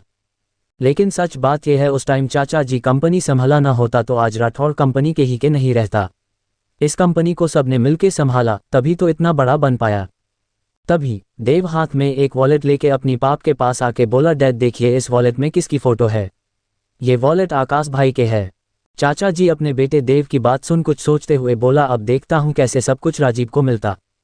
अगली दिन सब लोग एक साथ लंच कर रहे थे। आज घर की कोई लड़का काम में नहीं गया। राहुल भी आज शूटिंग सेट में नहीं गया। लंच टेबल में साहिल के अलावा आकाश, आलोक और कार्तिक और घर के बाकी सब लोग भी थे। तभी मनीषा बोलती है, मोहिनी आंटी मुझे समझ नहीं आ रही है क्या ड्रेस पहनूं, प्लीज आंटी आप हेल्प कर देंगे। तो मुस्कुराते हुए मोहिनी जी बोली, क्यों नहीं बेटा, तुम मेरी बेटी हो, वैसे जन्म दिया नहीं तो क्या। मनीषा मुस्कुराते हुए, थैंक यू आंटी। फिर मोहिनी जी बोली, नहीं नहीं बेटा, कोई बेटी अपने माँ को थैंक यू नहीं बोलती। बाकी सब इन दोनों को देख और सुन रहे थे और अंजलि और राजीव के दिल ने एक अनकही दर्द थे ये सब देख। तभी राजीव अंजलि के प्लेट में राजमा चावल देते हुए बोला, अंजू थोड़ा और खाओ। अंजलि खाना नहीं चाहता लेकिन राजीव के जोर देने से घिरे घिरे सब कुछ, जूस पनीर सब कुछ खा रही थी। सब लोग नोटिस किया राजीव आज अदर्स डे तुलना में और भी ज्यादा ख्याल रख रहा था। सबके लगभग लंच हो चुके थे। तभी मनीषा मुस्कुराते हुए उछलते बोली, प्लीज सब जल्दी से रेडी हो जाइए, एक साथ चलेंगे। तभी चाची जी मुस्कुराते हुए बोली, बेटा तुम्हें क्या गिफ्ट पसंद एक बार बोल दो क्योंकि तुम्हें क्या पसंद पता नहीं ना। तो मनीषा मुस्कुराते एक अच्छी लड़की बनते हुए बोली, नहीं छोटी आंटी, आप जो देना चाहते हैं वो दे सकती है, वो चीज़ मेरे लिए आपकी आशीर्वाद होगी। फिर चाची जी बोली, ठीक है बेटा, हमेशा खुश रहो। धीरे धीरे पार्टी का टाइम हो गया। जिस क्लब में मनीषा पार्टी अरेंज किए थे, पार्टी हॉल में सब लोग आना स्टार्ट हो गए थे। राठौर फैमिली के सभी लोग पहले ही आ चुके थे। मोहिनी जी, अविनाश जी, कैलाश जी सभी गेस्ट को अटेंड कर रहे थे। मनीषा के कुछ फ्रेंड और बाकी बिजनेस सर्कल के बहुत लोग आए थे। क्योंकि मनीषा के फैमिली अभी इंडिया में नहीं थे इसलिए राठौर फैमिली मनीषा के सारी जिम्मेदारी लिए थे और मोहिनी जी सभी गेस्ट को इनवाइटेड किए थे। जिस गेस्ट को राठौर फैमिली फंक्शन जिन लोगों को इनवाइटेड किया जाते हैं जैसे मनीषा राठौर फैमिली के हिस्सा हो। पार्टी हॉल में अब तक सभी गेस्ट आ चुके थे। तभी सबकी नज़र बर्थडे गर्ल मनीषा में पड़ी जो मोहिनी जी और अपनी कुछ दोस्त के साथ आ रही थी मुस्कुराते हुए। मनीषा आज एक रेड कलर की ड्रेस पहनी थी जो ऑफ शोल्डर थी और एक लेग के पास से कट थी। बाल को खुले छोड़ रखी थी, उसे बहुत सुंदर लग रही थी और सब लोग तो बस उसे देख रहे थे। ये देख मनीषा के चेहरे के मुस्कान और भी ब्राइट हो गई और घमंड में सबको देख रही थी। सबको उससे थोड़ा जलन भी हो रही थी क्योंकि उसको राठौर फैमिली के रहने को जो मिला। मनीषा चारों तरफ देख रही थी क्योंकि उसे कहीं भी राजीव और अंजलि दिखाई नहीं दिए। तभी पार्टी हॉल में राजीव अंजलि दोनों हाथ पकड़ अंदर आते हों तो फिर एक बार सबने दोनों देखते रह गए क्योंकि दोनों लगी रहे थे गजब, एक परफेक्ट कपल। राजीव एक वाइट शर्ट, उसके ऊपर ब्लैक कोट और ब्लैक पैंट पहना है, हाथ में branded wrist watch, black shoe, बाल को जेल से सेट किया हुआ, लेफ्ट हैंड पॉकेट में और राइट हैंड से अंजलि को पकड़ रखा था। अंजलि आज रॉयल ब्लू कॉलर की साड़ी, हाथ में सुहागन की चूड़ियां, मांग में सिंदूर, गले में मंगलसूत्र, फेस में लाइट मेकअप, कानों में डायमंड झुमका और नेकलेस, रेड लिपस्टिक, हाथ में डायमंड रिंग, बालों को जुरा बना के रखा था और सामने कुछ बालों के कुछ लॉट झूल रहे हैं। उसे इतना सुंदर लग रही है कि सब लोग ज्यादा लड़कों अंजलि को लड़की राजीव देखने लगे। राजीव को ये देख जलन होने लगा। तभी नोटिस उसके दोस्त आकाश अंजलि को प्यार से दूर से देख रहा है। ये देख राजीव थोड़ा गुस्सा भी आया और मनीषा तो बस एकटक राजीव को बिना पलक झपकाए देखे जा रही है। जब उसे होश आया तो जब को अंजलि के तारीफ करते सुन गुस्से और जलन पागल हो रही है। फिर मन में मुस्कुराते हुए बोली, कुछ टाइम और तब देखूंगा कैसे तुम दोनों साथ में रहते हो।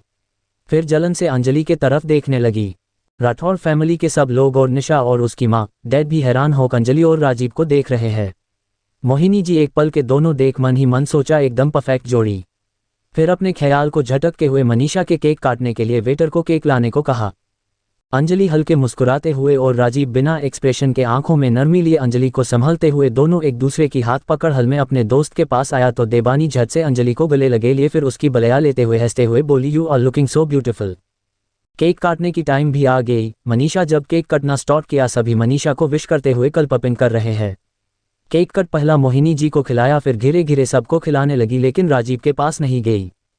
एक्चुअली बात यह है, मनीषा किसी को समझने देना नहीं चाहती कि वो राजीव को पाना चाहती है, इसलिए दूरी बना के रखता क्योंकि उसको फ्यूचर में कोई प्रॉब्लम ना हो। जब तक अपनी प्लान में मनीषा सक्सेसफुल नहीं हो जाती वो राजीव के करीब जाके खुद के ऊपर मुसीबत लेना नहीं चाहती। उसको पता है राजीव किसी लोमड़ी की तरह चालाक है, उसे थोड़ा भी शक हुआ तो मनीषा की खैर नहीं। पार्टी हल सब लोग एक दूसरे से बात करने में बिजी है। राजीव कुछ बिजनेसमैन के साथ बात कर रहा है और अंजलि, कियान, देबानी, आकाश, कार्तिक, देव, निशा सबके साथ जूस पीते हुए हंसी मजाक कर रहे थे। दादाजी अखिलेश जी अपने उम्र के कुछ इंपॉर्टेंट लोगों के साथ बातें कर रहा है। मोहिनी जी, चाची जी, चाचा जी, अविनाश जी अपने सकल के लोगों के साथ बात करने बिजी थी। राहुल अपनी कुछ फैन के साथ सेल्फी लेने में बिजी है। इधर मनीषा एक वेटर को कुछ इशारा करते हों और चाचा जी भी एक वेटर को कुछ इशारा करते हैं। राजीव कुछ इंपॉर्टेंट गेस्ट के साथ बातें कर रहा है, ठीक है, लेकिन बातें करते करते अंजलि को देख लिया भी करती ऐसे अंजलि के ऊपर भी नजर रखा है, उसको कोई प्रॉब्लम ना हो। कुछ बड़ी फैमिली के लड़कियों तो राजीव को ताड़ने में लगी हुई है। ये अंजलि को जलन होने लगती लेकिन कुछ नहीं बोलती। मनीषा तो अपने दोस्तों के साथ बिजी हो गई बात करने में। तभी वेटर अंजलि और उनके दोस्त के पास आके जुइसिनो ड्रिंक सर्व करने लगी। सबने कुछ कुछ ड्रिंक लिया लेकिन इससे पहले अंजलि पी पाती उसको कुछ अजीब महसूस होती, उसे उल्टी आने लगी तो वो बिना किसी को कुछ बोले वॉशरूम की तरफ चल दिया। लेकिन राजीव ने ये नोटिस कर लिया, उसे अंजलि की टेंशन होने लगी और वो भी अपने साथ बातें कर रहे लोगों को एक्सक्यूज़ मी बोल अंजलि जिस तरफ गई उस तरफ चल दिया। तभी आकाश को भी अपनी बॉडी में कुछ अजीब महसूस हुआ, उसे समझ आ गया कोई उसे ड्रग दिया, लेकिन उसे समझ नहीं आया कि उसको क्यों कोई ड्रग्स देगा। आकाश का चेहरा घिरे घिरे लाल होने लगा तो उसके साथ बैठा उसका भाई कार्तिक बोला, भाई आपके फेस रेड क्यों हो रहा है। अब सबकी ध्यान आकाश की तरफ चल दिया, सब उसको टेंशन में देखने लगे और पूछ रहे थे कि वो ठीक है कि नहीं। तो आकाश सबको इग्नोर कर बोला, मैं वॉशरूम जा रही हूँ, बोल वॉशरूम की तरफ चल दिया। रास्ते में जाते टाइम जो वेटर उसे ड्रिंक दिया था उससे टकरा जाते तो वेटर आकाश को बोला, सर वॉशरूम खाली नहीं इसलिए प्लस आप होटल की कोई रूम यूज कर लीजिए। आकाश के ऊपर नेशा छाने लगा, उसे कुछ समझ नहीं आ रहा है इसलिए वेटर की बात को सुन उसके पीछे पीछे जाने लगा। तभी वो वेटर 106 लेखा रूम के पास ले आया और आकाश को अंदर जाने को बोला। राजीव उसकी बात मानकर रूम के अंदर चल दिया। बाहर गेट बंद होते डोर पे लेखा 106 के 6 घूरते हुए 9 हो गया, जो अब इस रूम की 9 106 से 109 हो गया। इधर मनीष जब अंजलि को हल में ना देखी तो उसके चेहरे में कुटिल मुस्कान तैर गई और चाचा जी जब अंजलि और आकाश को ना देखा तो उन्होंने भी एक खतरनाक स्माइल की, फिर जल्दी छुपा भी क्योंकि कोई देख ना सके। मनीषा और चाचा जी दोनों हल में राजीव को ना देख थोड़ा टेंशन करने लगे। उधर वॉशरूम लेडीज होने के बावजूद राजीव अंजलि के पीछे चेहरे में टेंशन लिए अंदर आ गया। एक खुशी की बात की सब लोग पार्टी एंजॉय कर रहे हैं इसलिए वॉशरूम में अंजलि और राजीव के अलावा कोई नहीं है। राजीव देखता है आवेसिन के पास खड़ा हो उल्टी कर रही है, ये डेल्हा राजीव ने अंजलि के तरफ जल्दी कदम बढ़ाते हुए उसके पीछे खड़ा हो गया। फिर चिंता भरी आवाज में पूछा, अंजू तुम ठीक हो। अंजलि अपनी सर ऊपर कर वेसिन के मिरर जब राजीव के चेहरे देखी तो राहत की सांस ली। फिर राजीव कुछ बोलने जा रही है कि फिर से उसे उल्टी आने लगी। ये देख राजीव उसकी पीठ सहलाते हुए बोला, बेबी तुम ठीक हो, आराम से खड़ी रहो। फिर अंजलि उल्टी करना रुकी तो रवेसिन के नल से पानी लेके अंजलि के फेस में छिटकने लगा, उसको थोड़ा आराम मिल सके इसलिए। राजीव देखा अंजलि के चेहरे पूरी तरह मुरझा गई, ये देख उसे अच्छा नहीं लगा। अब उसे इतनी जल्दी अंजलि के प्रेग्नेंट होने में बुरा लग रहा है। कब से अंजलि जो राजीव को देख रही है वो हल्की मुस्कान के साथ बोली, अभी तुम्हें गिल्ट होने जरूरत नहीं है, एक दिन तो हमारा बेबी होना था, तब भी ऐसे प्रॉब्लम होती और थोड़ा दर्द हुई तो क्या है, मैं मेरी बच्चों को लिए सब कुछ कर सकती हूँ। ये सुन गिल्ट में खड़ा राजीव झट से अंजलि को हक कर खुशी से बोला, अंजू आई लव यू। ये सुन अंजलि मुस्कुरा दिए, फिर राजीव के सर हो सहलाते हुए बोली, कोई बात नहीं हबी। फिर थोड़ा रुक कर बोली, हबी मुझे अब नींद आ रही है, प्लस चलो न रूम में चलते। ये राजीव झट से मुस्कुराते हुए ओक बेबी बोल अंजलि के सर को किस कर उसका वॉशरूम में निकल अपनी रूम की तरफ जाने लगे। रास्ते में दोनों को मोहिनी जी मिलते हैं। मोहिनी जी एक बार अंजलि को देख राजीव को देख छोटी मुस्कान के साथ बोली, बेटा तुमसे कुछ बात करनी है, इसलिए 5 मिनट्स के लिए मेरे साथ चल सकते हो। राजीव कुछ बोलने जा रहा है कि अंजलि झट से मुस्कुराते बोली, तुम जाओ मैं रूम में जाती हूँ, तुम बात करके आ जाना और तुम रूम 9 बता दो मुझे। अब तक राजीव के चेहरे में अंजलि के साथ अकेले रहते हुए जो नरमी थी वो चेहरा भावहीन हो गया अपनी माँ को देख। राजीव अपनी प्यारी वाइफ के बातें कैसे डाल सकता, इसलिए बिना एक्सप्रेशन के हाँ में सर हिलाते हुए, तुम रूम नंबर 109 में जाओ, मैं माँ से बात करके अभी आता हूँ। अंजलि ज्यादा आसपास ध्यान दिए 109 में चल दिए। रूम के डोर ओपन कर जब अंदर आती है तो अंदर का नजारा देख सोकट से आंखें बड़ी हो जाती है। अंजलि जल्दी से अंदर आके आकाश को गिरने से बचा लेती है, क्योंकि अंजलि जब डोर ओपन कर रूम के अंदर देखी तो उसकी नज़र शर्टलेस आकाश में पड़ी जो लड़खड़ाते हुए चल रहा है, और लड़खड़ाने के लिए दोनों पैर एक दूसरे से उलझ गए और गिरने को हुई कि अंजलि जल्दी जाके आकाश को पकड़ लिए। लेकिन अंजलि आकाश के वेट को संभल नहीं पाई तो वो दोनों बिस्तर में गिर पड़े। तभी पता नहीं कहां से बहुत सारी लोग अंदर घुस आए और कैमरा में फोटो तुलने की क्लिक के आवाज आने लगे। ये सब लोग और कोई नहीं मीडिया है जो अंजलि और आकाश की ऐसे एंगल से फोटो क्लिक कर रहे कि कोई भी दोनों को देख गलत समझता। इधर अंजलि तो इतनी घबरा गई कि उसे कुछ समझ नहीं आ रही है। वो बस आकाश को साइड कर अपनी चेहरे को छुपा के भूत बानी बैठी है और आकाश तो घिरे बेहोश होने लगा है और उसके पूरे बॉडी लाल हो गया। जब खबर राजीव और बाकी सबको मिले तो सभी लोग रूम के पास आने लगे। राजीव अपने चेहरे में खतरनाक गुस्से वाला लुक लेके अपनी बॉडीगार्ड के साथ रूम के अंदर दाखिल हो गया। रूम के अंदर अपनी वाइफ और अपनी दोस्त की ये हालत देख राजीव चेहरा इतना भयानक हुआ कि आलोक और बाकी बॉडीगार्ड्स के रूह कांप गया। और अब राजीव के ये रूप डेल्हा बाकी मीडिया वालों भी पसीने से तरबदर है और उन लोगों की हिम्मत अब जवाब दे दिया। बाकी घरवाले भी एक पल के लिए डर गए। मीडिया वाले अपनी जान को हाथ में लिए रूम से निकल बाहर ही खड़ा रहा, शायद कोई और न्यूज़ मिल जाए, लेकिन डर भी थे। ये सीन देख मोहिनी जी मनीषा को बहुत खुशी हुई लेकिन अंदर से डर भी रहे हैं और चाचा जी तो ये सब एकटक देख रहे हैं। आकाश की ये हालत देख उसके भाई कार्तिक जल्दी उसके पास आके आकाश को उठाने की कोशिश करने लगा जो अब बेहोश हो चुका है। तभी सबको राजीव के गुस्से वाली आवाज सुनी जो बोल रहा है, आलोक मुझे 5 सेकंड के अंदर रूम कोई नहीं देखना चाहिए।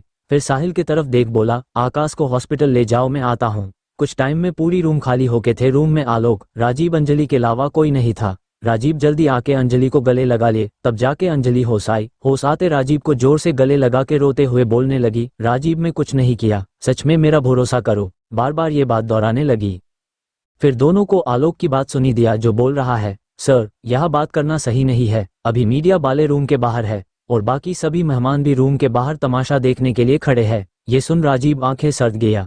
तभी राजीव अंजलि को देख बोला, अंजलि चलो बाद में बात करते हैं। और आलोक को देख बोला, राहुल को मीडिया को संभालने को बोलो। आलोक बोला, जी सर।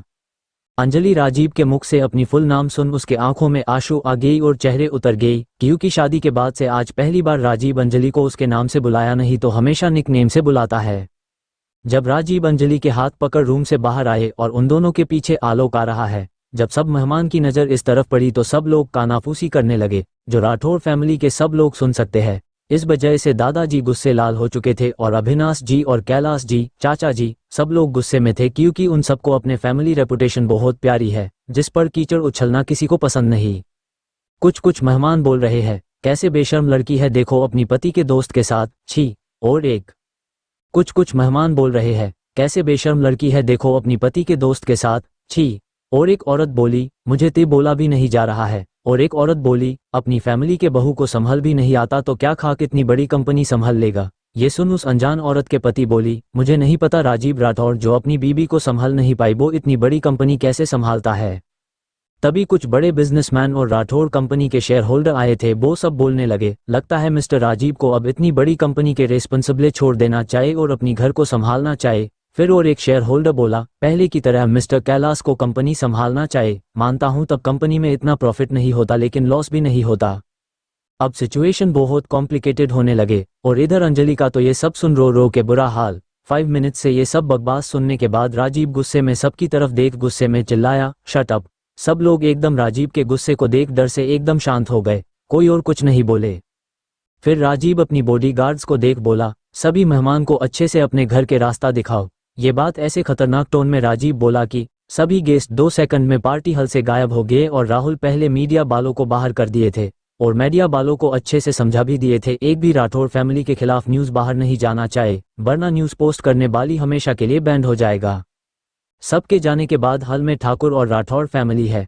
तभी दादाजी गुस्से से उबलते हुए बोला, राजीव ये सब क्या है, तुम्हें खुद के बीबी को संभालना नहीं आता, तुम खुद के मर्जी से इस लड़की से, अंजलि की तरफ इशारा कर, शादी की। देखो आज उसके वजह से आज हमारी फैमिली रेपुटेशन की क्या हालत। मुझे आज सच में लग रहा है तुम इतनी बड़ी कंपनी संभालने के लायक नहीं हो, क्योंकि जो अपनी लाइफ के शादी जैसे इतना इंपॉर्टेंट डिसीजन एक गलत लड़की के लिए हो वो कैसे कंपनी संभालेगा। मोहिनी और मनीषा जब देखा राजीव के हाथ ये उसके पावर जा सकते हैं तो तुरंत दोनों टेंशन में आ गए और एक दूसरे को कुछ इशारा करने लगे।